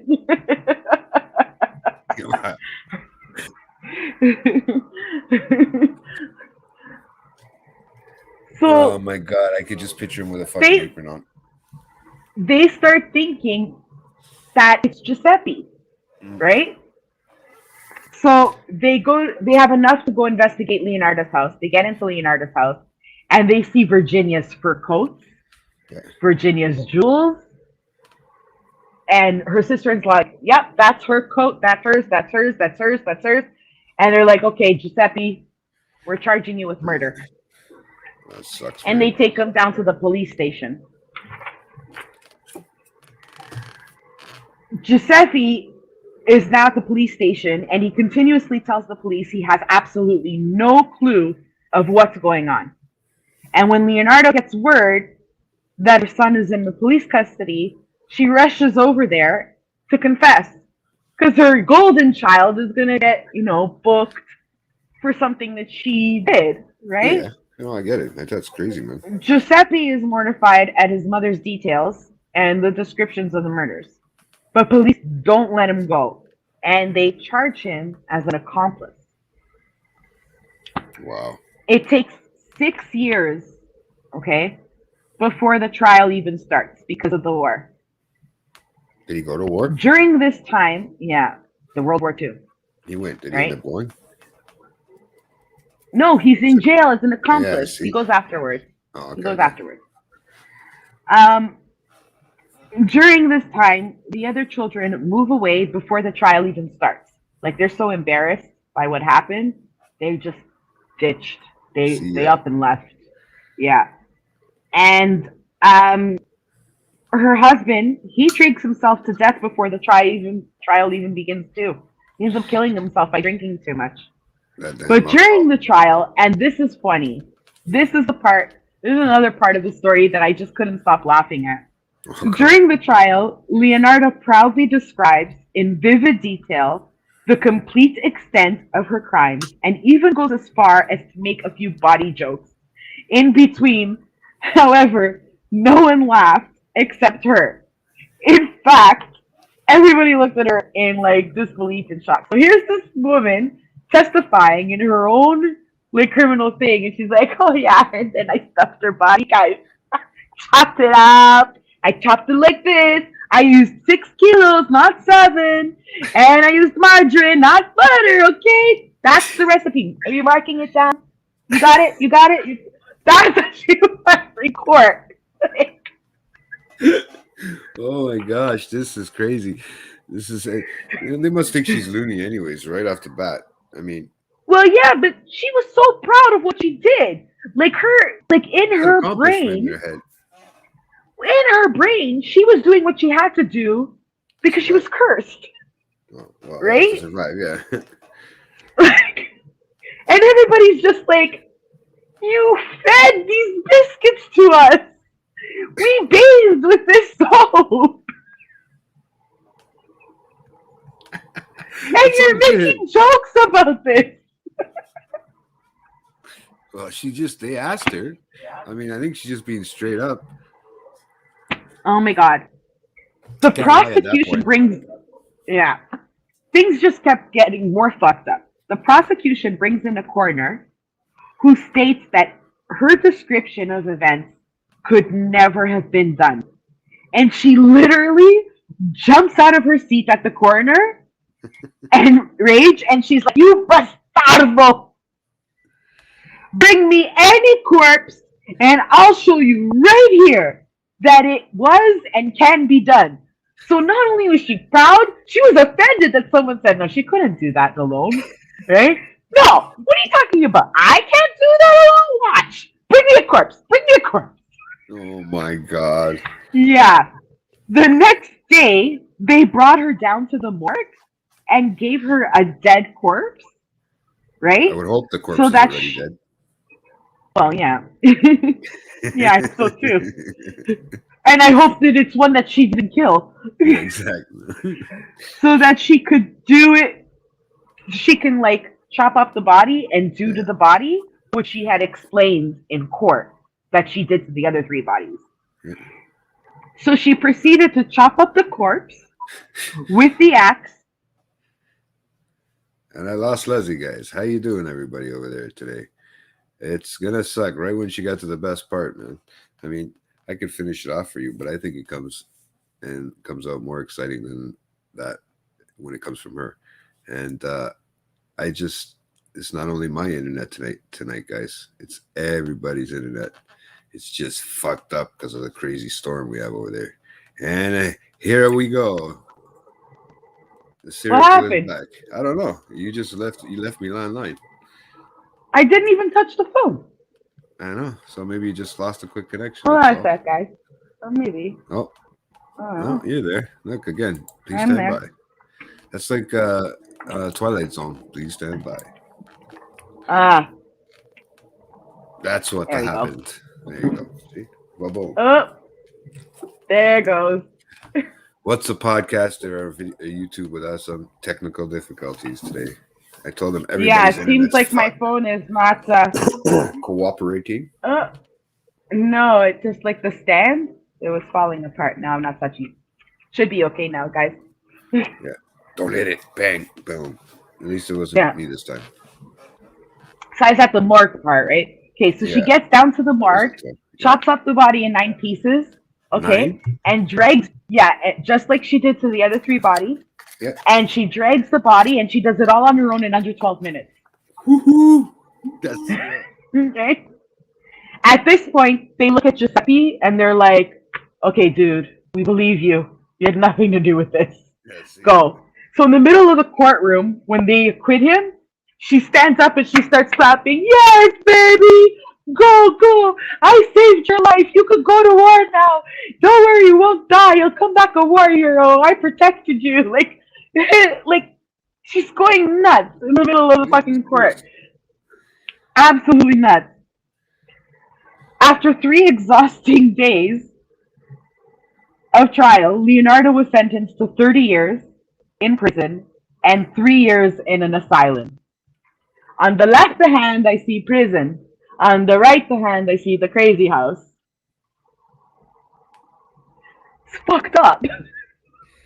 Well, I mean, right? Yeah. I mean, they used to kind of fucking read into you before they gave you those readings too. Like they used to trick you into saying things and stuff. But I don't know, man. She had really fucking believed like that curse was going on, man, in her life. It was the basis for her entire life. Every decision she made was based on this curse, right? It sucks too. I was wondering, like, maybe did this not the curse, everything based around the curse, but you think she used it as an excuse?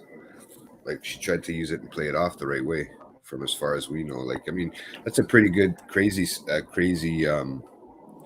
a loony story. You know what I mean? That could play out in a pretty good movie. You know what I mean? Like screenplay. Right? As I was reading this, I'm like, why has nobody ever fucking talked about this murder? I mean, there's only serial really killer. murders, This is brilliant. Like, I mean, like everybody's talking about Izzy Borden. She was a real serial killer, right? And all the other, like, so many serial killers. But this woman, her story is something out of this world. You know, like something that could be like a thriller. I couldn't believe what I was reading. So her trial was so famous that when she got to prison, the other women in there were huge fans. Like she had a whole fan base in there, and I shit you not, they gave her a full standing ovation as she walked in. Come on. And they were really, really happy to have her there. You know what? She's walking in. She's like, "Oh, these are my people." I mean, she did set a precedence of some sort. You would think, right? Right? Oh man. So during her time in prison, she gets a job as, guess what? A nurse. No. A cook Oh, and baker. She's well, she's very good at well it. liked. She's very well liked. And she even offers extra baked goods to the guards. But the guards just basically look at her biscuits and they're like, no thanks. Thank you, Leonarda, but no thanks. Try. The Hey, stuff that you can have, but the secret is mine. that's you fucked. Oh man, this is a crazy one. Another productive thing that she did in prison was she wrote an autobiography while she was in there, and it even included recipes, like her famous biscuit recipe, right? Was that Minus true? the blood, of Oh, course, oh. right? But surprisingly, some of the top Italian chefs today use her recipes from that book. Like, apparently, they were so good that they actually use that today. That's crazy. Still, they follow her recipes. That's crazy. That's disgusting. I don't even want to know which sauce I'm eating that tastes like that or whatever. Oh, man. Biscuits. I eat a lot of Twen- biscuits. 20 years into her sentence, she has a brain bleed after her stroke. This is when doctors realized that the cause was due to continuous, unprotected use of caustic soda while she made her soaps. So caustic soda is still actually very prevalent today in our soaps and detergents. And if you don't use like mask protection or certain protection when you're breathing that in, you can get what she got, which was literal holes in her brain caused by the fusion of these Yeah, by the smelling caustic it, soda. inhaling it. Yeah, Yeah. that's fucking crazy. She does make it through the full 30-year sentence. She followed it up with a mandatory asylum card as well. Although her physical health wasn't 100%, her mental health was surprisingly good. And she was still like able to crack jokes with the doctors about what she did. And she was really sweet. That one was sweeter than the other. The secret is to make them nice and chubby and rich. The richer they are, the sweeter they taste. I bet. On October 15th, 1970, Leonarda died as a result of a cerebral apoplexy. It's a type of seizure. These seizures were also determined that they were not caused by the curse. Okay. The doctors confirmed that they were caused by the beatings that she got as a child to her head as well. I got beatings as a child too, man. Look, I got scars to prove it now. All we know of her children is that they changed their names informally and they were never heard of again. Wow. After the war, Giuseppe disappeared as well. So we'll never know if she really did outlive all her children. The Criminology Museum in Rome has all the pots and ladles and axes that she used. And I sent you a picture of those.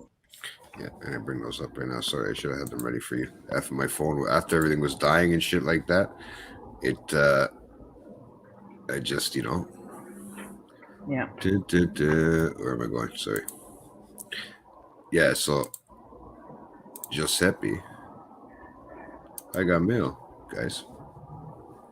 Did you know that? Mm. Here we go, Leslie. Which one you want? Put them all up and I'll describe them. So Okay, let's share this with us. Here you go, guys.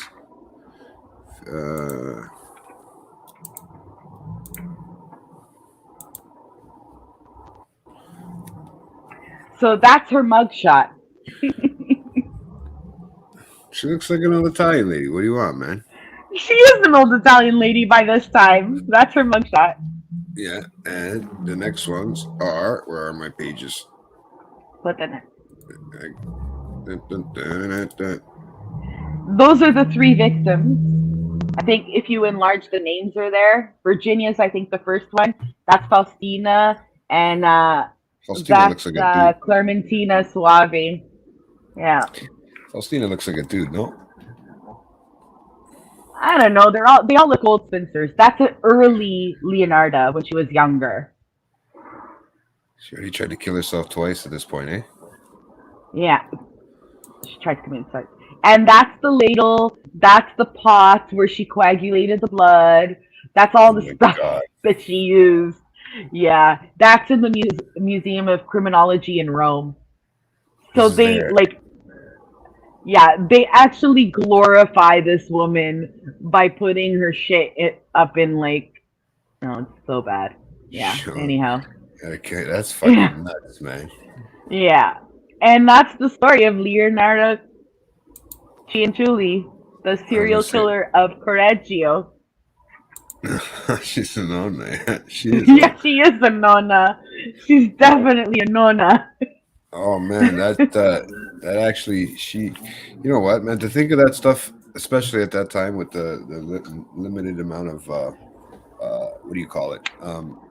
Stuff accessible to you to make that kind of shit. I mean, for somebody to think of all that stuff and dispose of bodies that way, I mean, that's a kind of a brilliant idea. I mean, you could probably do it nowadays, but you would never get away to so much testing and shit of stuff, right? But well, if you're making them into tea and biscuits and only getting rid of the fat in the septic tank, right? And you're making it into soaps and people are using it, there's no evidence of anything.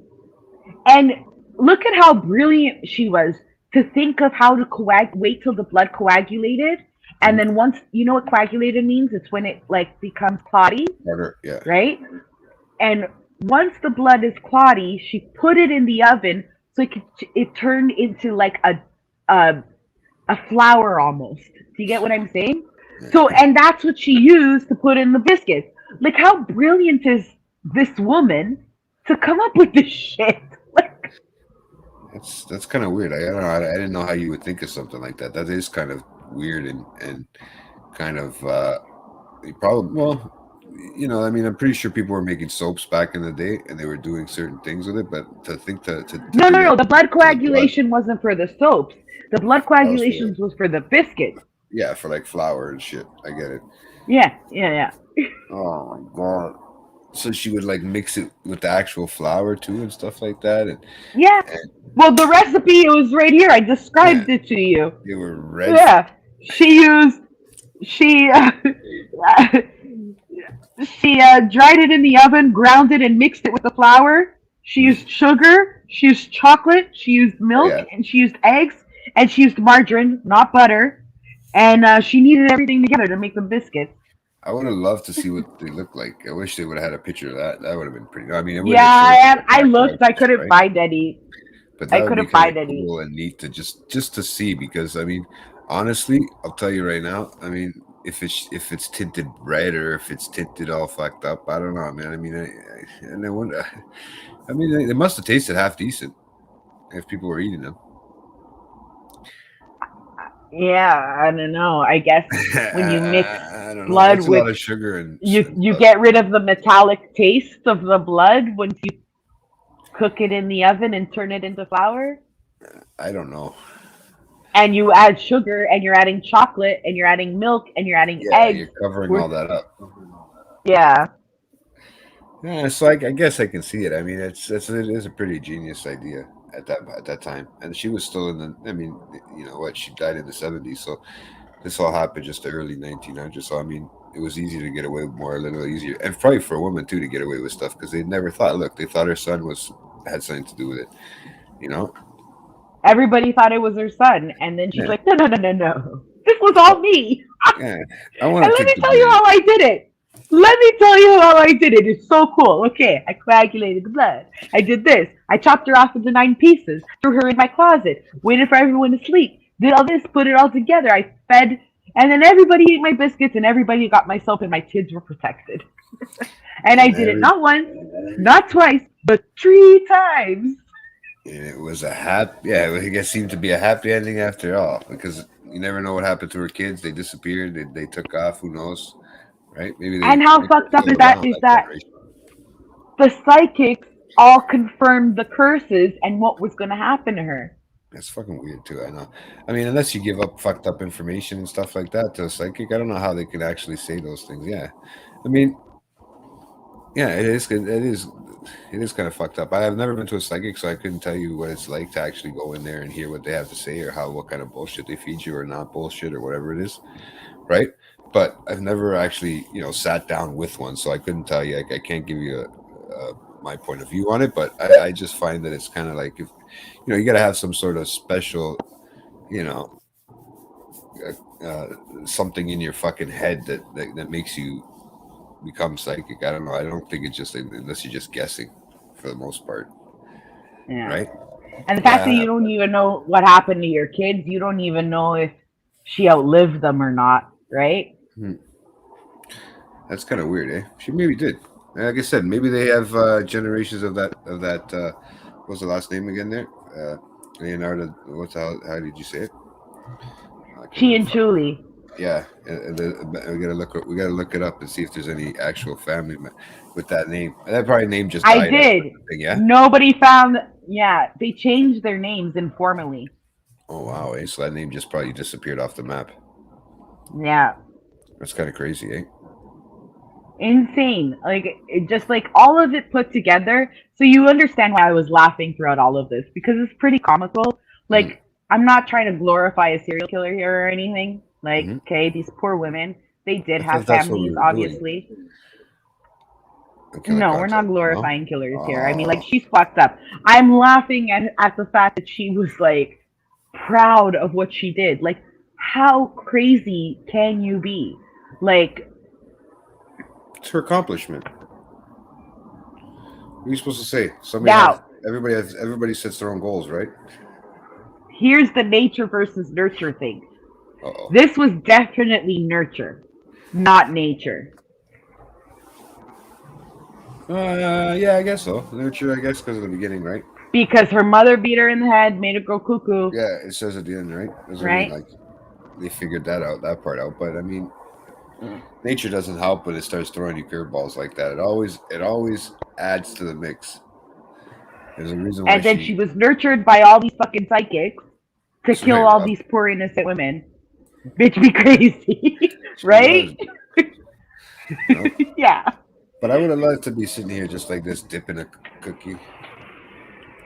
Your biscotti, all those biscottis. Yeah. I wish I should have brought one down, man. I have a bunch, but yeah, I should have brought one down to be doing this. Oh yeah, guys, check out this biscotti. Yeah. Biscotti. You dip it in your coffee, in your cappuccino, and you eat it. And you'll be protected for life because some virgin I sacrificed and murdered with an axe and made it for you. It's back. Da, da, da. No. Yeah. So this one was definitely one of my favorites that I've ever researched and did, just because it was so different. It was actually, I found it really interesting because just the way she did everything and the way she was, it was ingenious. I mean, to think of it like that and just to get rid of it and get rid of all the evidence, even have the husband fucking help out and not even know that he's just disposing of fucking bodies. No, the son, Giuseppe. Son, sorry, my fault. Yeah. He's throwing it in there. Here, Giuseppe. He was. Can you put this in the septic tank? It's no good no more. So he kind of was an accomplice. Jason. He kind of was an accomplice, really. But an unknowing one. So he wasn't really someone who knew what was going on. Like, he knew his mom was batshit crazy. He didn't think, though, that his mom would go to that extent. Right. Why not?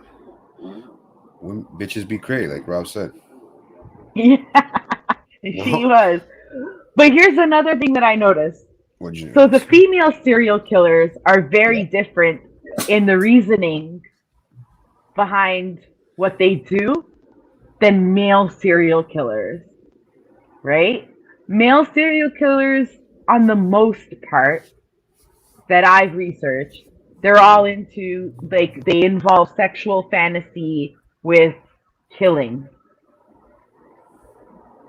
Where Some of them. female, most of them, I'm not saying all of them, but most of them, right? Herb Mueller, the one that Ed Kemper used to throw peanuts at, he didn't put those two together. He actually did it because he was psychotic as well. He believed that if he sacrificed all these people, there'd be no more earthquakes, right? Yeah. So his was like a religious factor, right? Mhm. But if you look at Ed Kemper, Ted Bundy, It was sexual Ed content. It Gein, was sexual reasons. Ed Gein, these are just like the top. Like all of these, the Golden State Killer, the Hillside Stranglers, they all had that, sex and or rape, because let's call it what it is. It was rape, Mhm. and murder all in to their Mhm. victim. Yeah. Where Mary Bell, the kid, this woman, completely different reasons for killing. Mhm. Like none related to sex, right? And just all completely related to like just some Greed psychotic thoughts that they had, and right? greed for money.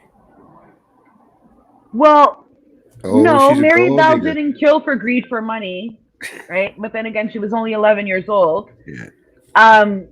But this woman, she did it to protect her children. That was her main thing. She Yeah. strongly believed that if she, and she's like, well, while I'm at it, there's a fee. That's where the greed Right? comes in. Like, I might as well make money off this too. I need more caustic soda to put holes in my head.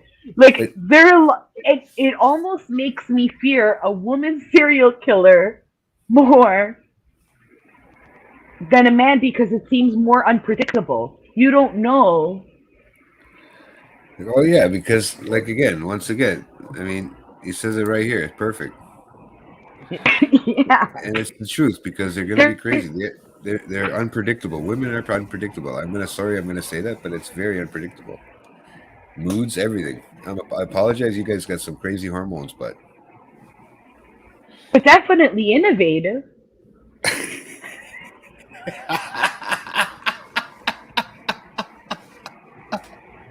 oh, but definitely. Okay, I'll give you that. It's not too You original know? anymore for male killers, serial killers. Yeah, It's not. they're all thinking the same thing, the easy way out. Just rape him and kill him. That's what they're thinking. You women are taking your time to fucking mischievously plan it out. No. Yeah, look, there's Brilliant. Leslie sitting there shaking her head, guys. She's just shaking her head, looking like, yeah, that day might come. I've had these thoughts. I've been Yep. researching a lot of fucking serial killers lately. Moral of the story is don't fuck around. Don't piss off Leslie. That's exactly what it is. I learned that lesson years ago, guys. That's why I'm still alive, right? Yeah. And I don't got enough. No, I don't have because enough to I make wouldn't babies. murder you. I just hang up the phone on you if you piss me off. Yeah, exactly. That's it. Fuck this guy. He's yelling at me. Hang up. Fuck it. And then when you hang up, you're sitting going, how the hell do I kill him? That's why I'm thinking I gotta apologize to her because she's thinking on how to kill me quickly before I gotta figure out what I said. Look, it's the whole serial killer thing that she's doing. She's doing too much research on these serial killers. One of these days she's gonna come to me with a plan, and I'm gonna have to listen to it, and I'm gonna have to pretend like I didn't hear it. Right? So up for it. No. Yeah, well, you know what, dude? That's why I sleep alone at night because I can sleep with both my eyes closed, man. I don't have to sleep with one eye open. Okay, so all right. I mean, unfortunately, Well, look at Lorena Bobbitt. She chopped off her husband's penis. That was creative too. It wasn't like the most intuitive thing, because it's not that hard to think of doing that, but it was creative because she was probably the first.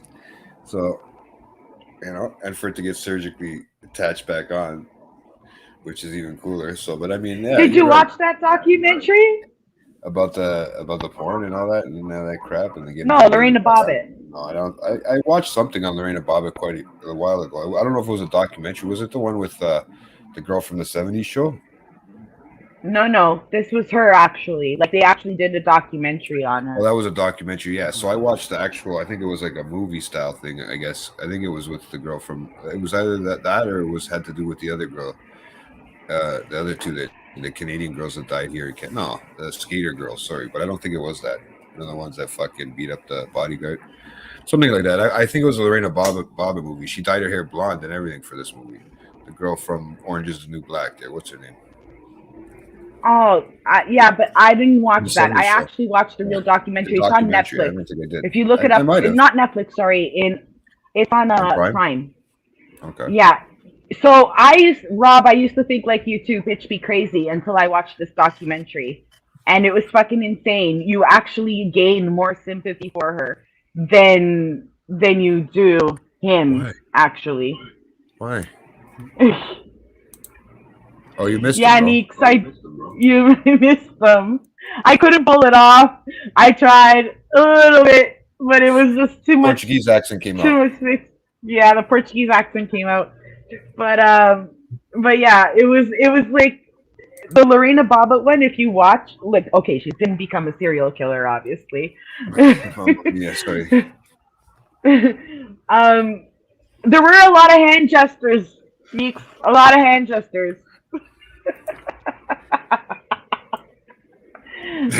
What the heck? I put that quote up. I put that quote up at the wrong time, everybody. That one with the hand gestures and the penis thing was. Rob, you're killing me! No. Yeah. Look at this guy.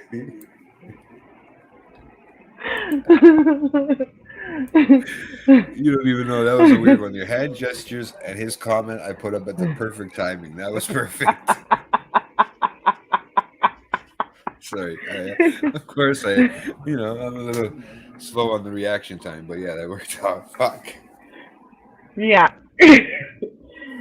I would actually suggest everybody watch the Lorena Bobbitt.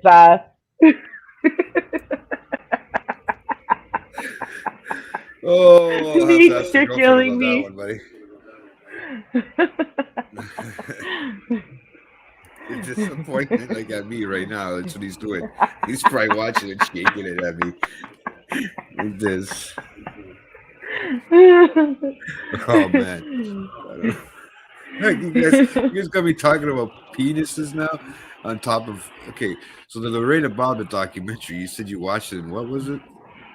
It was on Prime. You said Prime. What was Prime. What was it Watch called? it. Just the Lorena. You get a completely different perspective of what really happened. I think it's called Lorena. Okay, I'll have to check it out. Because up until I watched that documentary, I totally thought she was whacked out. Like, what kind? Okay, dude. Like, I don't give two shits. Like, don't cut off a man's penis, right? But then you hear her side of the story. Killer penis content. Yeah. Then you hear her side of the story. It's on Prime. You hear her side of the story, and her lawyers and like a lot of other witnesses that lived when the couple were together and saw what was truly happening behind closed doors. Like, how many times she tried to leave and he was raping her and he was doing horrible things to her, threatening her life, like things like that, right? And getting drunk a lot, and beating her. So, I mean, watching that documentary gave me a different side of what really happened. And yeah, that's the one. Yeah, but they found it. No, I haven't watched the movie Sweet Girl. Yeah, they found this. They did it out of a moving vehicle because they. After she cut off the penis, she was like so freaked out when she turned the corner and she was driving. She threw it out of the vehicle and it went into the garbage can. And it was garbage day, so when she told the cops where she threw out the penis, they were really lucky to be able to find it. They scan and when the cops come on and everybody's like, they're like, we got a call that we had to look for a penis. Okay, but like, what do you do when you find it? You rush it to the hospital where the guys had to Yeah, try and surgically put it back on. Who's got the dibs to pick it up? If 4 cops show up on screen, on scene, okay, and do they do like rock paper scissors to see who picks up the penis? Watch the documentary. You'll see. I was watched hoping that you it. could speak I watched about it last year, so I can't really remember the every miniature detail, but I do remember, like. What is it? Yeah, it's his penis. Go on. These guys say you bag it. Like, you bag it, boys. You beg it. The bag's attached to the human. Then what? The bag's still there. Sorry, You don't bag it. You gotta put it in an ice cooler, right? So that you can transfer the organ back to the victim and then reattach it. According to him, it works properly still. Well, you know what? That's a very intuitive inventive surgery or whatever. That's probably the first time they put a penis back on. Yeah, I don't know. Like, And from still get a the boner. surgeon explained his process. It was the first time he ever had to put a penis back together, not someone else. So Doctors were probably on dibs. I'll take it. he had no idea. He had no idea if the nerves were gonna work down there again. Never mind the peeing.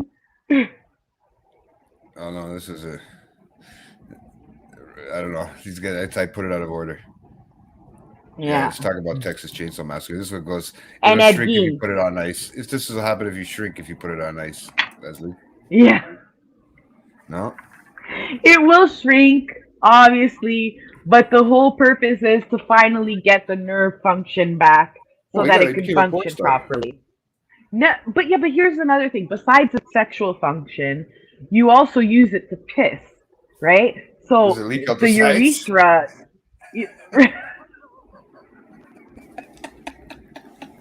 Where the stitching didn't connect?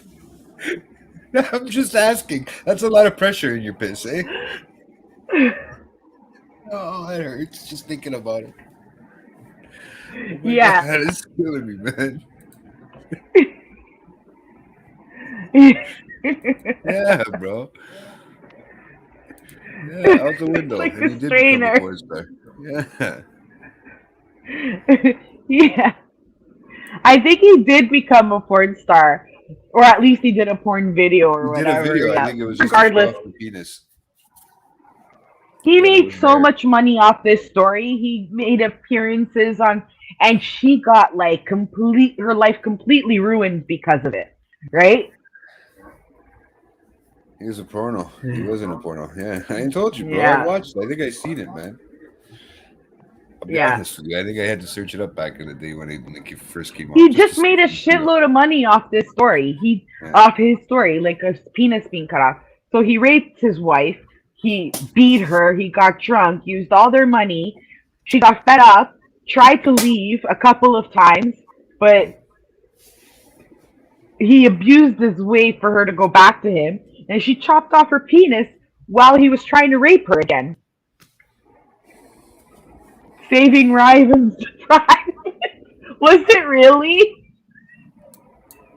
I don't know. It could be. It might be. He might be I right. think I don't know. But I'm telling you, there was one. I looked it up, man. I think that's what it's called. Could be. No, I don't think so. It might be. You guys are killing me, man. I'm not gonna piss myself, man. Over here. No, everybody's in tears today. Holy fuck. Oh, this serial killer talk about penises, ladies and gentlemen. No, the whole conversation about the penis thing came after we figured out that women are more psychotic killers than males are. No, right here. Desperately seeking penis.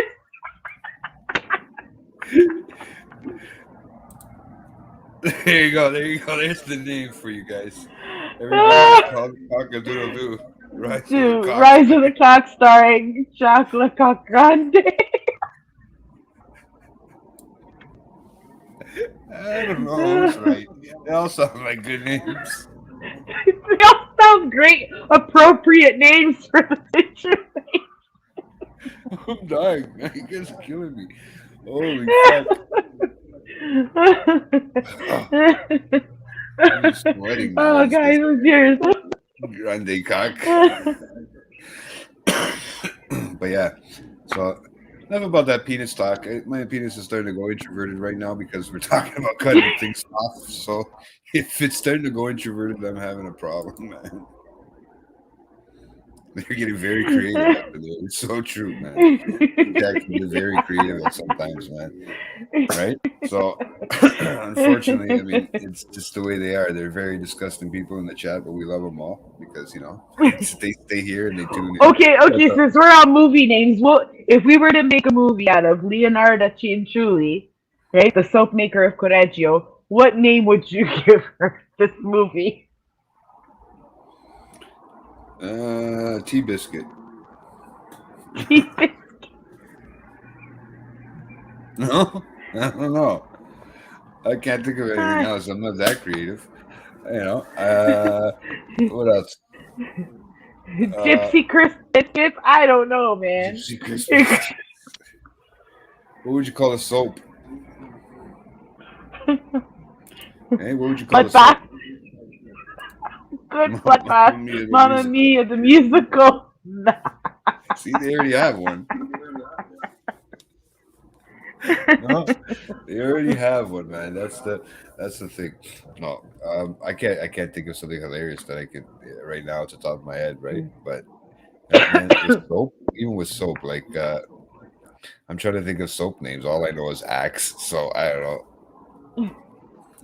The original Martha Stewart, yeah. My big fat psycho Italian wedding. Yeah, the big. But there was no Italian wedding. Exactly, they didn't make it. Didn't make it to the fucking wedding. That's what happened. No, they drank themselves to death before they could get. Oh. What do you mean I didn't kill them? Go get me a body right here in this court. I'm gonna show you how it's done. I just couldn't believe that she fucking like, just like the balls, and the fact that she did not like. This is what flabbergasted me about this woman. The balls, like, of just standing there in the middle of court, proudly getting offended that a coroner said there's no way this woman could have done this on her own. And she's like, yeah, bring me a body. I'm going to prove it, you bastardo. Yeah, I missed the segment. You only caught the penis part. That's the problem. Oh, yeah. No. Anyways, that was my story. Guys, I'm going to put you... Definitely prove her of a nurture... Sorry, this. I wanted to just show you how to see if this outro will work this time without cutting everybody off. Not with the song. Yeah, with your banner thing, because I don't know if anybody caught it in the beginning, right? Yeah, because you kept. No, I don't think anybody caught the song either. No, probably not. We'll have to play that on the way out. Then on that one, I guess. Yeah, play it on the way out. It's the.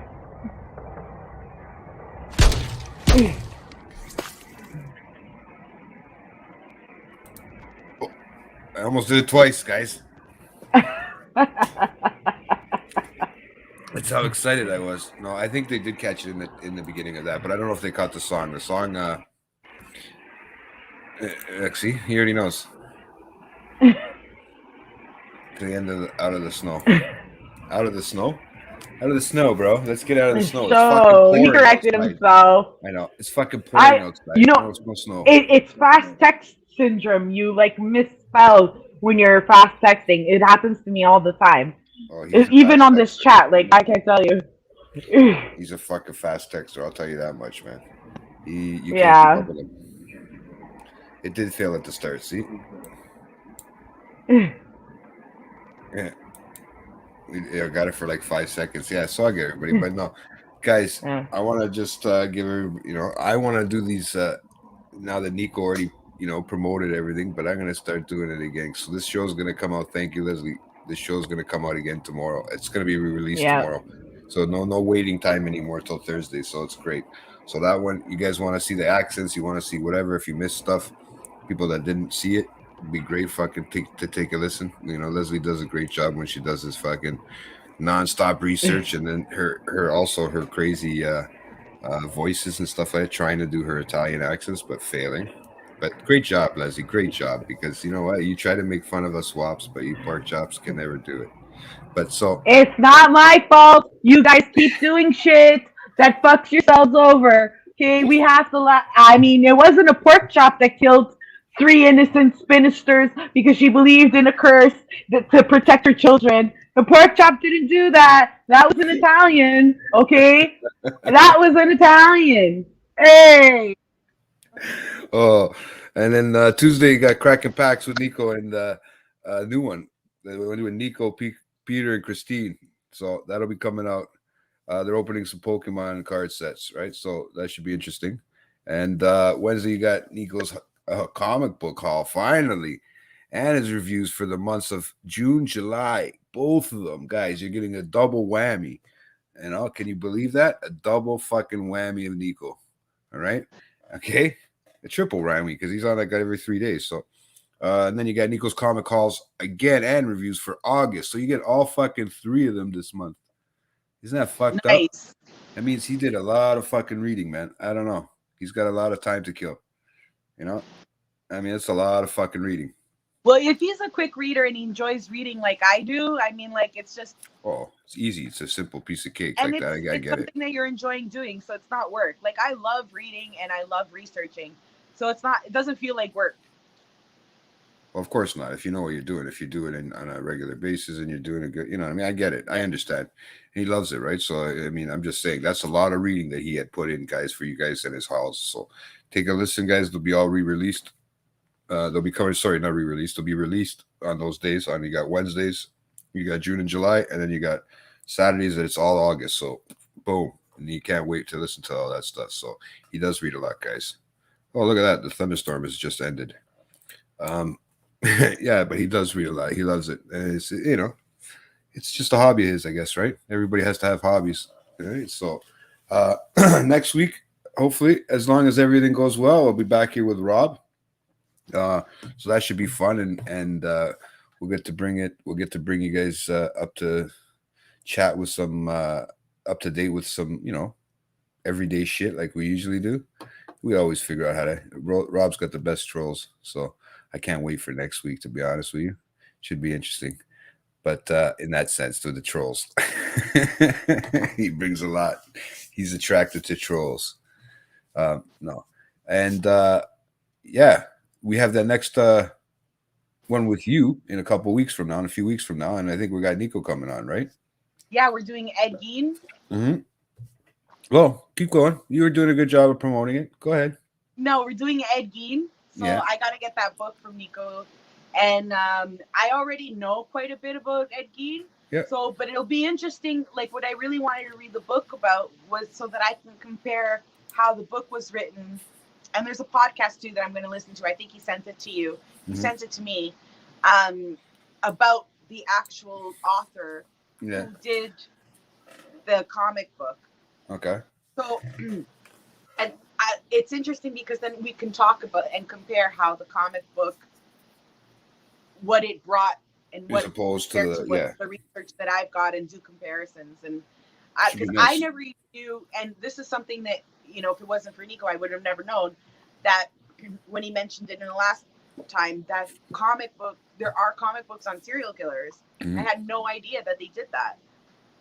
Oh yeah, they got all kinds, man. They got comic books with penises and shit, man. It's fucked up. Like, it's not even a joke. I mean, I'm not even joking. Like graphic stuff, and you think, well, they are. It is really adults. I mean, I guess kids too, but there is adult comics, man. There's stuff that there's some like interesting stuff that shows real, actual, like real like stuff that you would see in a book or a picture. On TV or stuff, but it would be in an actual picture book, sort of like a comic style, right? And the art is just amazing. Some of the stuff that Nico showed me, I couldn't believe it. Some of the stuff that he has, man, I just couldn't fucking believe it. Just the way it's actually drawn out, and he was telling me how it's all overlaid and all this stuff, how they do the coloring. It's just crazy the amount of work that goes into it, man. Like, you know, for such a little amount of money that comes out of it in the end, right? So it's just crazy, man. The amount of stuff that they do put into it, it's kind of nuts. So, but after Rob is I think we're back to Lewis again, and hopefully Lewis will have this thing. Yeah, Lewis. Hopefully, if everything works out, we guys should have surprise guest so we can talk to and talk about. So hopefully we can bring that in, and I have to still talk with him, but everybody tune in for that. Make sure to keep your ear posted for that, or I posted for that on Instagram and our late night chat on Instagram, and we'll keep you guys up to date with that shit. So, you know, for all else, I mean, is there anything else, Leslie, that you would like to say other than women are fucking crazy? Yes, we are. Don't fuck around. And that's what I have to. That's why this is here, because they are nuts. They do. Oh, that's right, bro. That's right. All right, guys. But that brings us to another great show, and another, you know, fucking. I know I fucked up in the beginning, but I got it all figured out, and you know, we've been good now that everything's fucking working. So thanks for Nico for jumping in earlier, and yes, you know, thanks Nico, because I suck at trying.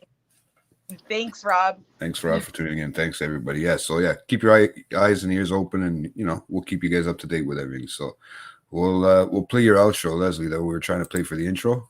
Yeah. And I'll see if I can make it work, man. Let's see if I can make it work. All right, let's see. This song is so uplifting. It's fun. Come da porca picchita va bene, se tu la parla miezza americano, quando si fa l'amore sotto la luna, come da bene in cave di I love you.